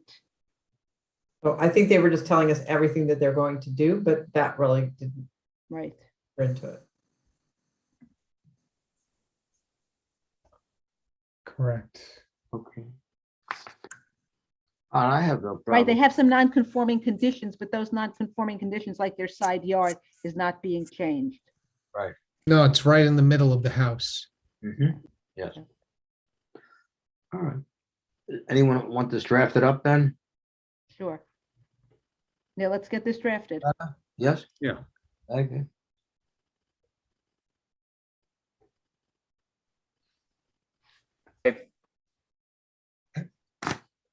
All right.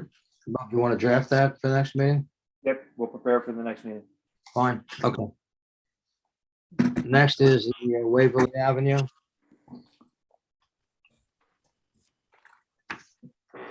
Okay, I looked at the resolution. Substantively, I don't have an issue. I don't, there's some language issues in it. I guess this is the one where we said it's a use variance, correct? This is that's right. So if you look at the fourth whereas, 1, 2, 3, 4, fifth whereas, requires that any storage proposed on the premises must be within an enclosed building, otherwise such storage. I would just say, I think that's an odd way to say it. I said, requires that storage is prohibited unless it is within an enclosed building. But is that verbatim to the code though? Or No. The way the code reads it, it's very different. The code says storage is a permitted use, and then it has requirements for permitted uses. All permitted uses must be conducted within an enclosed structure. What's the section on that? Let me just take a quick look. 342.32 A2. Yeah, 1 second. So why don't we just use that? Why don't we just quote? Yeah, hold on. That's, yeah, and there's another, I'm sorry, what was that again? 342? 342-32. 342-32? Yeah, A2. Right. At least that's what it I says. don't think we need the,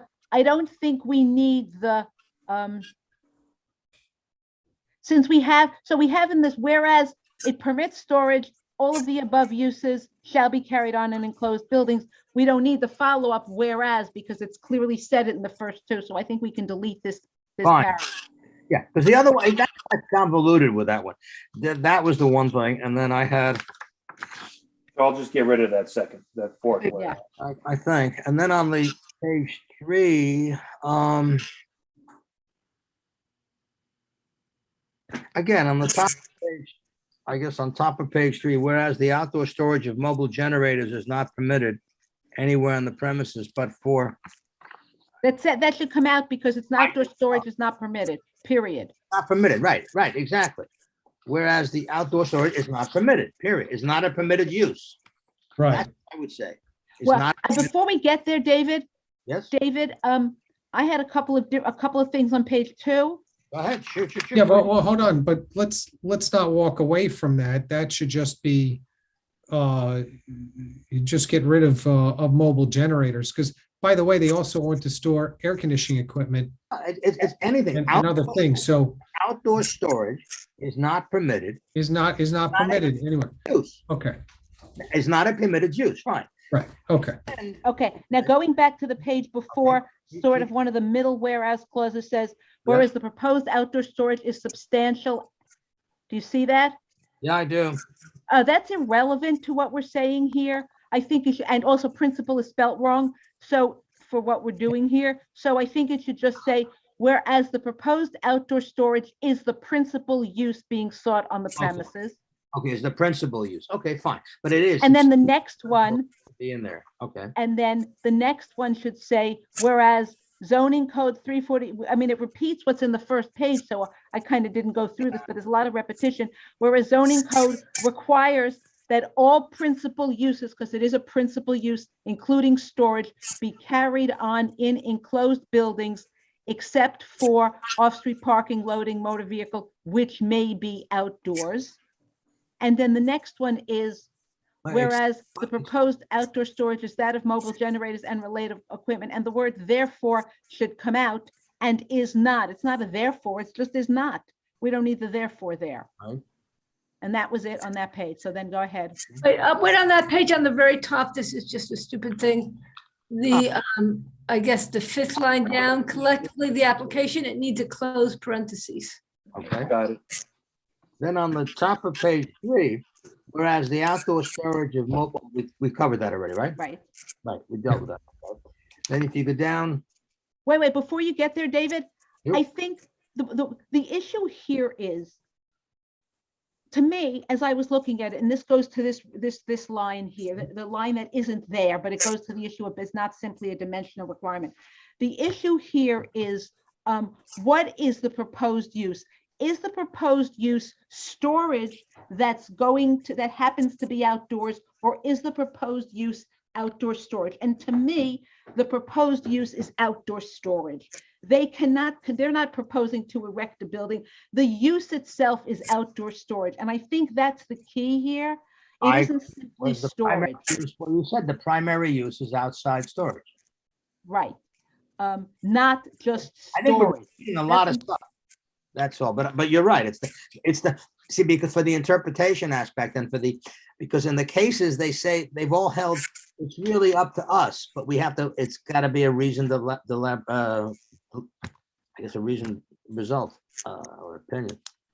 So what would you change that to, Robin? I would just, first I'd add a sentence that it's the requested use is for outdoor storage, not simply storage, right? That's the important thing. They're trying to say the use is storage and this is just a physical requirement. And I don't think that's what it is. I think here they're asking for outdoor storage. That is the use. Yes, but haven't we said that? But that's fine. We're saying, I mean, we said the outdoor storage. See,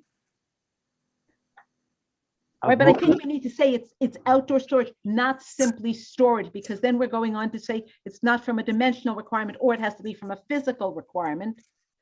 But it's, see, to me, they're asking for outdoor storage. And so the next clause I would have changed to, whereas the requested relief is not from a dimensional requirement, nor is it from a simple physical requirement for a particular use, but is a request for a fundamentally different use of land. Well, or for a prohibited use of land. But it isn't that it's prohibited, it's that it's fundamentally different, because that's the point.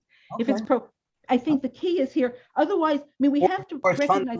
How about this? Now, Robin, in the next whereas, it does say, I mean, I'm paraphrasing, it fundamentally changes the use of the premises.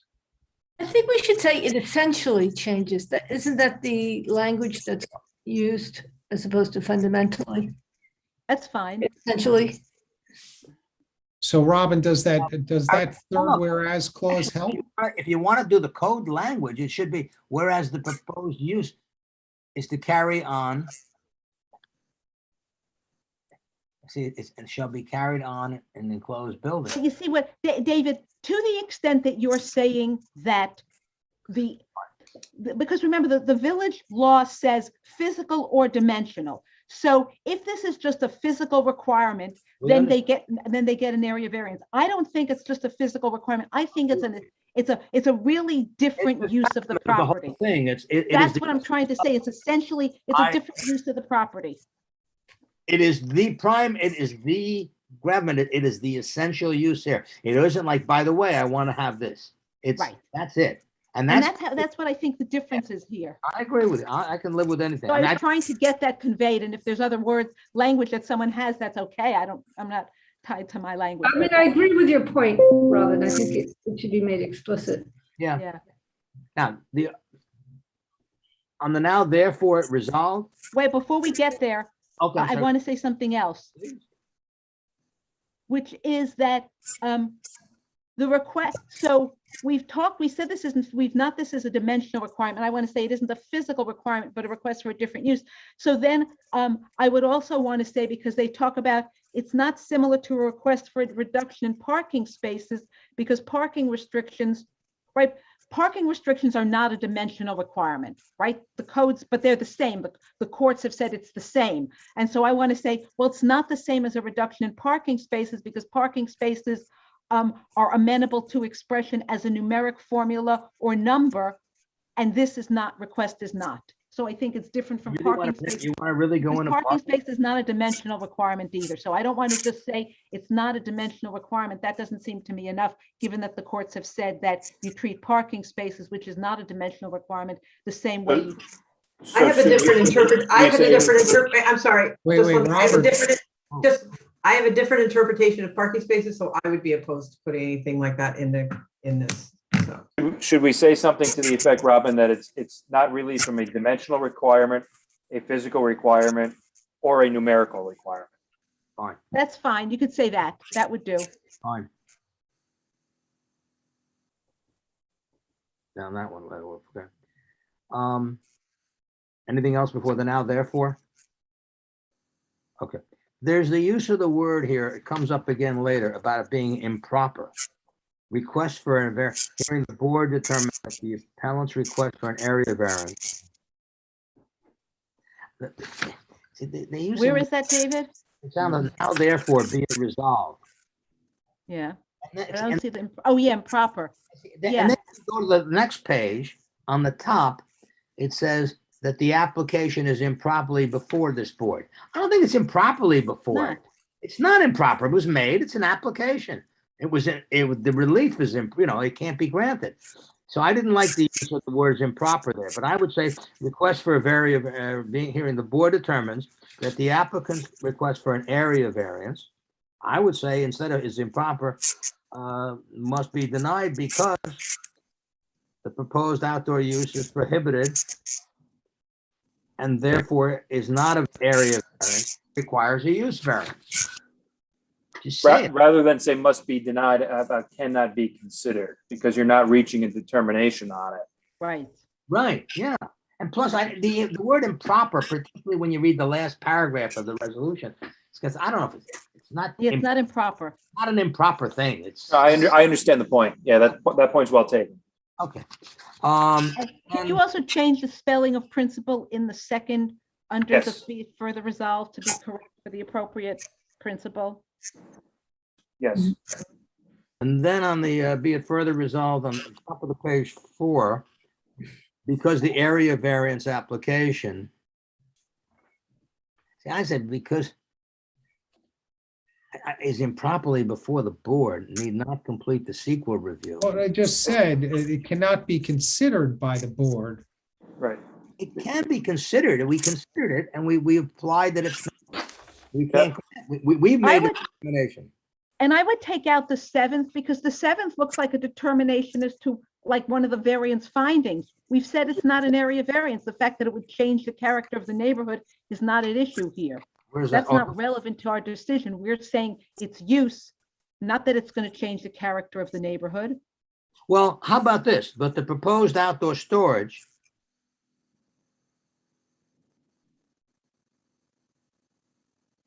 Is not a permitted use. I think we said that. That's it. our interpretation is a fundamentally different use than that permitted.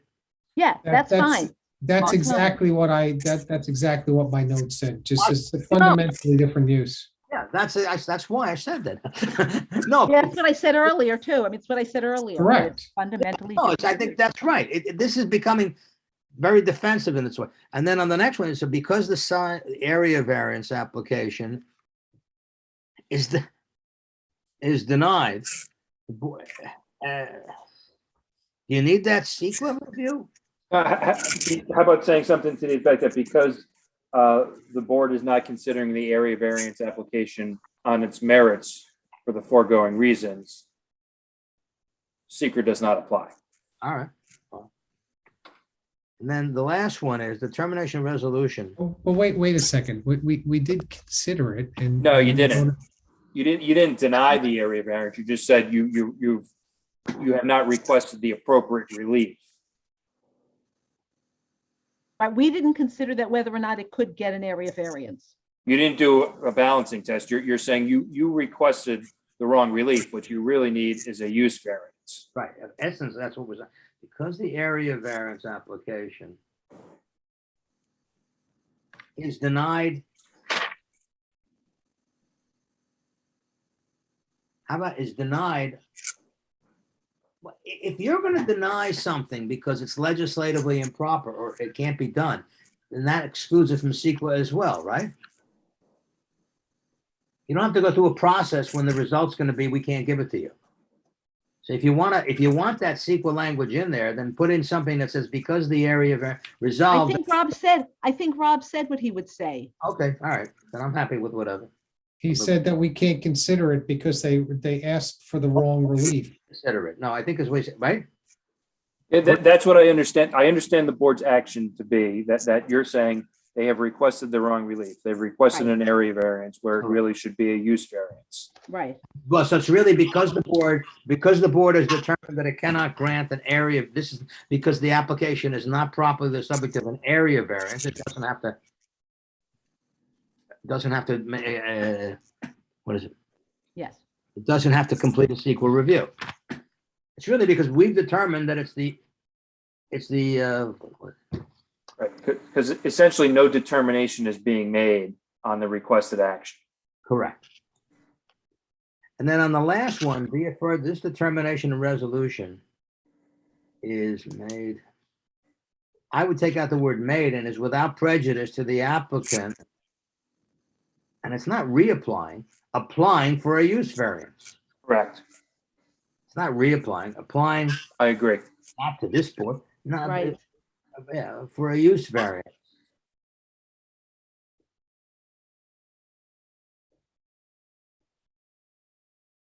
Yeah. We'll do a red line and circulate that. You want to vote on that now? Yeah, Members? I mean, I know we can vote. It's I'm happy to vote on it. somebody want to move for the adoption of this thing, subject to the, as we've reviewed it in that substance. And we'll circulate it before it's filed. I'll move. Is there a second? I can second it. All right. Well, okay. Meg. Yes. Okay. Greta. Yes. Okay. Brian. Yes. Okay. Robin. Yes. I'll vote yes. Okay. Okay. We have another one. Do you want to call it at this point at 11 o'clock, or do you, and we'll take the rest up or not? Can I just make a comment? I don't know if you'll consider this, but I do know that 1258 East Boston is looking to try to make the 23rd planning board meeting pending the approval for this. So if you do have a draft, I don't know if it's kind of waiting on that. Well, we have a resolution. Yeah, you want to do it? I don't think it should take very long. Well, I'm confused on something on this, and this is the problem. I take stuff to the office and I forget. Is this the vacant parcel, or isn't this a parcel that has improvements on it? It's vacant, Totally vacant. totally vacant. All right, that's me. That's correct. That's our view as well. Robin, I thought it was, you know what I mean? I thought it's not the one across, it doesn't include that parcel across the street that has the small building No, with the used cars? Huh? no.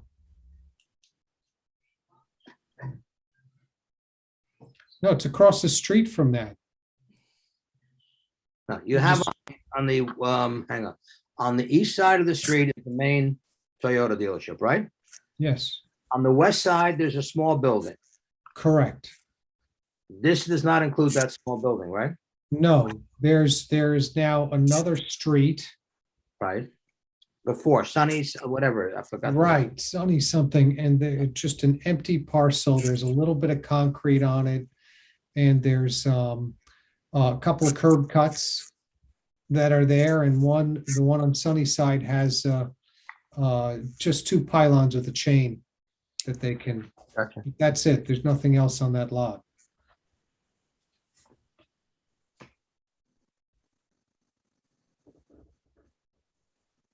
Only comment I had was the car dealership shall include all services.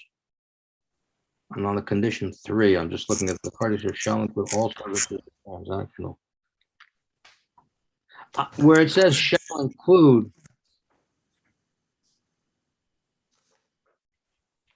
and utilize is what I was going to suggest in there.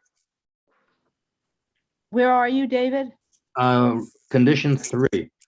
Okay, I have some comments before that, so when you finish your condition. Go with yours. Go with yours. Go with yours. Okay, so top of page 2, it says without support from the adjacent dealerships, but the dealerships are not adjacent, they're nearby. So it should say nearby dealerships. Okay. Yeah.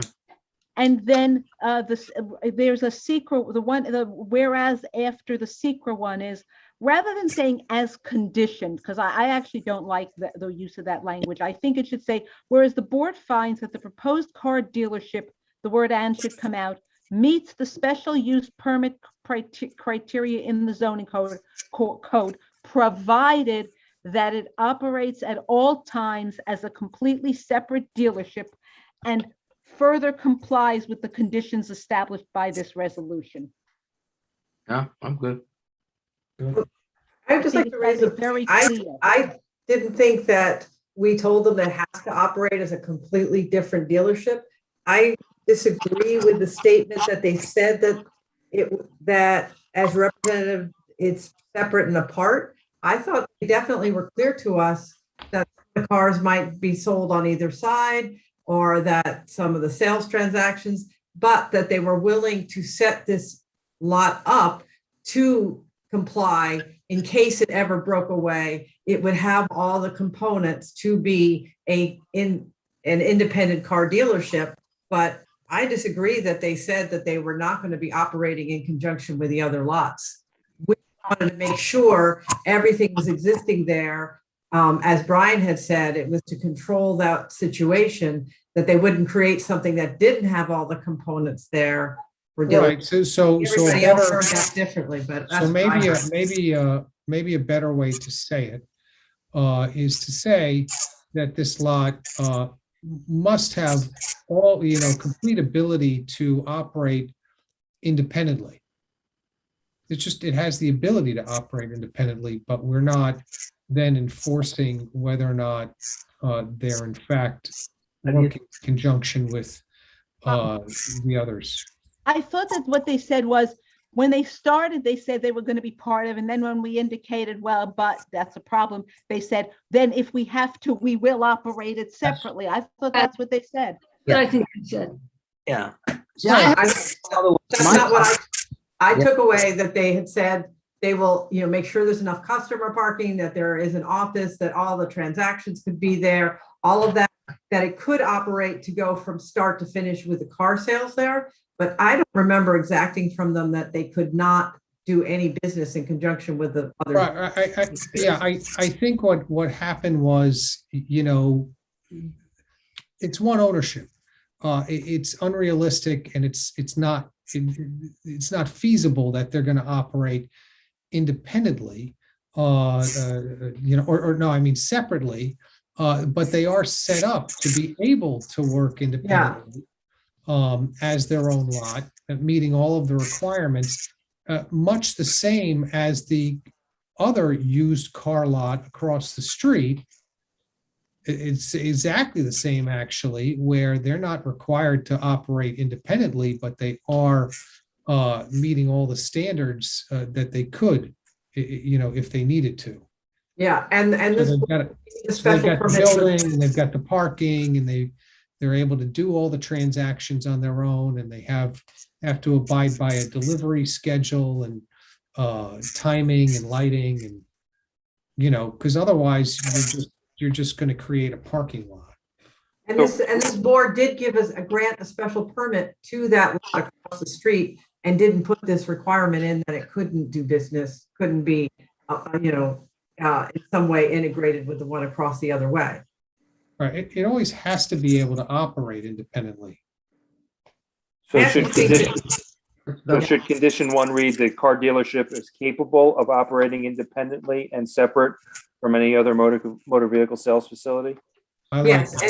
Yes, and where it listed that it needed all the sales transactions, I think it doesn't say that it needs customer parking, but that's not in here. We talked a lot about having sufficient customer parking. I think we should list out some of those things that it needs to maintain in order to be completely independent. Okay, my input for what it's worth is, at least the way it's written now is shall include all services. I think that also lets them do it separately. My problem is that if you're going to have entities that are all together as one and have separate special permits, it's very strange. If you say they're capable of, how are you going to ever enforce that? Because that's such a subjective thing. But if you, as a midpoint, maybe you leave it the way it is, that they will include the services. They can then link up, I suppose, but at least they include them. Well, I think in terms of enforcement, when you use the word capable, it means that they have to have a building on the property, and the building always has to be in workable order and usable order, and they've got to meet all of the requirements of a standalone facility, and that's why I think capable is actually a decent word there. Because that means they have to continue the standards. They can't just shutter the building. They have to be able to go in there and do a transaction. I think capable is less than saying it shall include. Shall include, the way it's drafted, isn't as strong as I would like, but it seems like, okay, it shall include it. Capable means, well, we could include it. Okay. That's the way. Okay.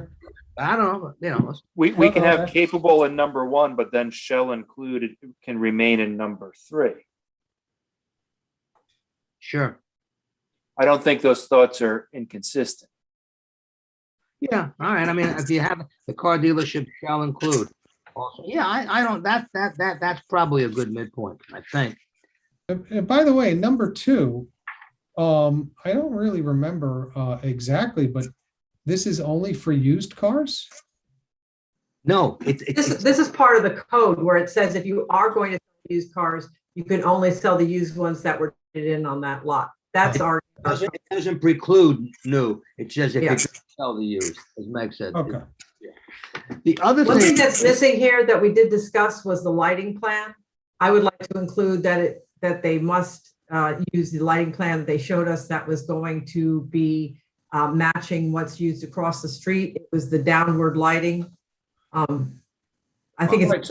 I think what we had discussed to cover ourselves with that, because you're right about that, and we also wanted to make sure that they had the parking in there, was in number 4 when they're talking about it should be constructed consistent with the final site plans, as amended, that those site plans are in line with with the things that we had approved during the Yeah, so we shouldn't leave it up to the planning board, because we considered this in terms of the impact on neighbors and impact on the street and such. So that's why, you were very insistent on having enough customer spaces so that you're not getting a lot of extra lines on the street. And the lighting is also something that we as a board could request, because it is about having its impact on houses nearby or anywhere in the area.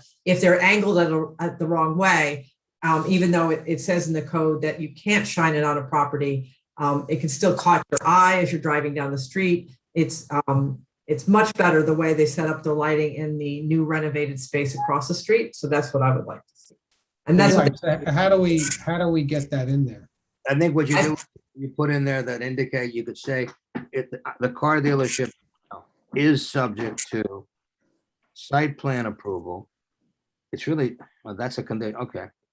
Well, they presented a plan to us. We could say the lighting plan, which I was fairly confident it did match the one across the street.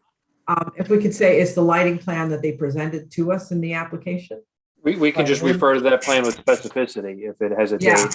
Yeah. Or you can say planning, and then in connection with site plan review, planning board shall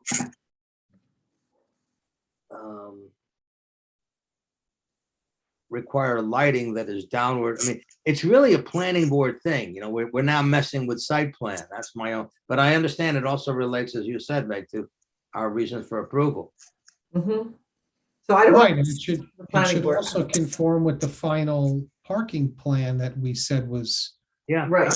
Okay. Yeah. Well, but maybe you feel differently. I feel like the planning board might find a different design as long as it has a sufficient number of customer spaces.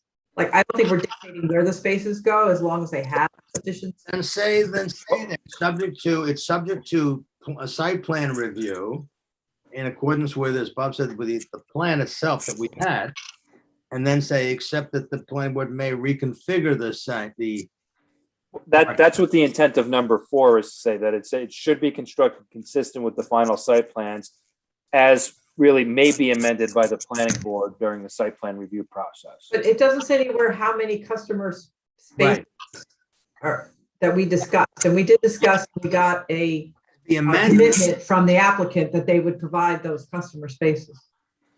Yeah, I think you have to say as amended, subject however to they shall not reduce the number of customer spaces if that's what you want. And the lighting shall be, yeah, if you're gonna say shall be amended and you're gonna prepare a specific plan, you pretty much said it's up to the planning board entirely, which is fine if you want that. If there are other things, you should say amended except that, and then indicate what you don't want amended. You don't want to have, or indicate that it's very important to have lighting that is downward and the least intrusive to the neighbors. Or consistent with the plan that they proposed to the ZBA. And we could say the same thing with the parking. They can change that. Yeah, I hate to do this to the planning board, but yeah, I think you're right. Because they really relate to two different things. They relate to the issuance of the special permit because they were environmental factors that we consider for that. And yet they're also ultimately determined better by the planning board. But yeah, I think you should put them, I think they should be in there. I agree with you guys. I mean, I do. So it's subject to site plan and the site plan, subject to site plan approval by the planning board, right? The Village of Mamaroneck. And the terms of the site plan. I don't know how you write this. So it's subject to site plan review, which shall be no less, which shall include the same number of which shall not contain less than the number of parking spaces, if that's what you want, right? And the site plan they gave us, and which shall also utilize the lighting plan that the applicant. Lighting plan or one less intrusive, right? They may have a better one. Okay. Yeah. Now you want to say it's got to be less. You can't adjust those because those are factors we considered important. Mm-hmm. Or you could say it at least consistent with the lighting plan. Yeah, I'm with you. Yeah. All right. And then additional conditions should be additional. I have no idea. How is planning on I guess they do a good job on the site plan. I have no idea. Good. You want to see this the next time we meet, or you want to go forward now? I think we could go forward. It's fine with me if yeah, we can. I could go forward. Just with like with the other one, I'll provide a red line. Oh, wait, I have another on number 5 in the conditions. It says the special permit renewal shall terminate upon any change in the use of the premises. I think we should be clear, including any reduction in the services available or provided, however we're doing the rest, because it's not just a change of use, but if they decide to stop serving having all the uses available, that should also be the same basis for termination, since we're doing this in reliance on the fact that they can operate separately. So something there about the fact that if they can no longer operate separately, even if it's not a change in use, that would be a basis for termination. Otherwise, this whole thing is moot and they could tomorrow just change it all. So. I'm good. Robin, you want to move it? Sure, I move we to adopt this resolution as we discussed it, amended it, etc. Second on that? I second. Meg? Yes. Retta? Yep. Barb? Yeah. Yeah. Yes. Can you get that, Bob? Can you get that fairly soon to us so we have it before they go to planning? Yes. Yep. We can flip that quickly. Good. Thank you. All right. We are at the witching hour of 11:20. The others are long. We should. I'm sorry? Early morning tomorrow, so I'm going to have to cut out. What I was saying was Palmer is long, could be a long discussion. So I think we should Yeah. wait. Charlie said. Okay, he guys, already- I'm gonna have to go, so thank you very much. Have a good night. Bye. Good night. Night. So And we're gonna decide whether or not the 15th is gonna be the meeting. well, I mean, if we're waiting to hear from Meg, if she can't do it, then we're gonna have to come up with another date, so. Okay, so we'll wait to hear from her. But then we have to do another date. Do you want to come up with a second alternative date now? So that if Meg can't make the first, she could make the second. Otherwise, it gets very complicated with somebody sending out an email, which dates. I think that maybe we should have a second date. And if Meg can't make the first, then we can do, and everybody can make the second, if we can. agree on Mondays are always very safe as far as any other board, so the 14th is also an option. There's never board meetings, for me at least, on the 14th. Well, don't the trustees meet on Monday? Yeah, but we don't, as long as we're on Zoom, we're not using space, so. Okay. Not the 16th is a backup day. Monday's a tough day. I'm not sure. I'm out of town. No, we can't use the 16th. 16th is Harbor There's a Coastal unless it's canceled, then. There's it a may- conflict. Yeah, So it'd have to be the week before. yeah. The week before is like next, no, so then, all right, then do it That's it. I guess we can do the 14th as a backup. All right, so I'll follow up with an email for the 14th or the 15th and we'll get a consensus. But we want the 15th unless Meg. Unless can. Meg, yeah. We want the 15th. We're waiting for Meg to tell us. Okay. That's all. The 14th is, Not so great. see, as a grandfather, I have been appointed the person in charge of 3 lovely children for 2 days. Thursday, Friday, Saturday, and Sunday. I So always Monday's recovery. have respect for my son and daughter-in-law until they said, would you take care of them? I said, me? They said, they love you. Go play with them. So you go to an ATM machine and you become great. What would you like? And I'm very good at that because my son gets mad at me. I always tell them, the answer is yes. You have to have the question. And they go, really? And I go, the most fun in the world for $20 or $40 is found from that, I will tell you. Go into a store and it's like, really? We can get that? Yes, you've been very good, I think. All right. Okay, it's been a pleasure. A little later. I'm really trying to work on this. I'm sorry. This one. Flagler's I gonna. think the first application is, that's a really complicated issue. A lot of people have an interest, and if not for that, we would have cleared our agenda. Yes, I agree with you. I don't think our goal should be to clear our agenda. Our goal should be to get these to discuss as fully as we need to and move from there. So I agree with you. I agree with you. I'm just actually, I'm just saying we didn't finish the agenda because we did exactly that. right, and that happens. And you And know, that's what I fine. said earlier? I remember another one from Flagler, several, and they're always like this. And then when they found that, they sent the resolution, and I saw my signature on it. I says, "Oh, that was that one." Yep. They get very they're very active and they're very concerned, and they've invested a lot in their properties. Okay, is anyone on the board when we had one with the empty lot? Oh my God, please. It's always been a park. I said, yeah, well, this is now I want to develop it. I said, no, it's always been a park. Okay. Such is life. But this will be interesting, and that's a good one. And on that note, we can adjourn the meeting. All in favor can leave. Yep. Those who are. Aye, in favor. Yes. Good night, In everyone. favor. Have a good Thank you. couple of weeks. Good night. Good night, everybody. night, all. Weekend, okay, have a good weekend and a good week. Okay. Good night. And if anyone wants to join me on babysitting, I'm available.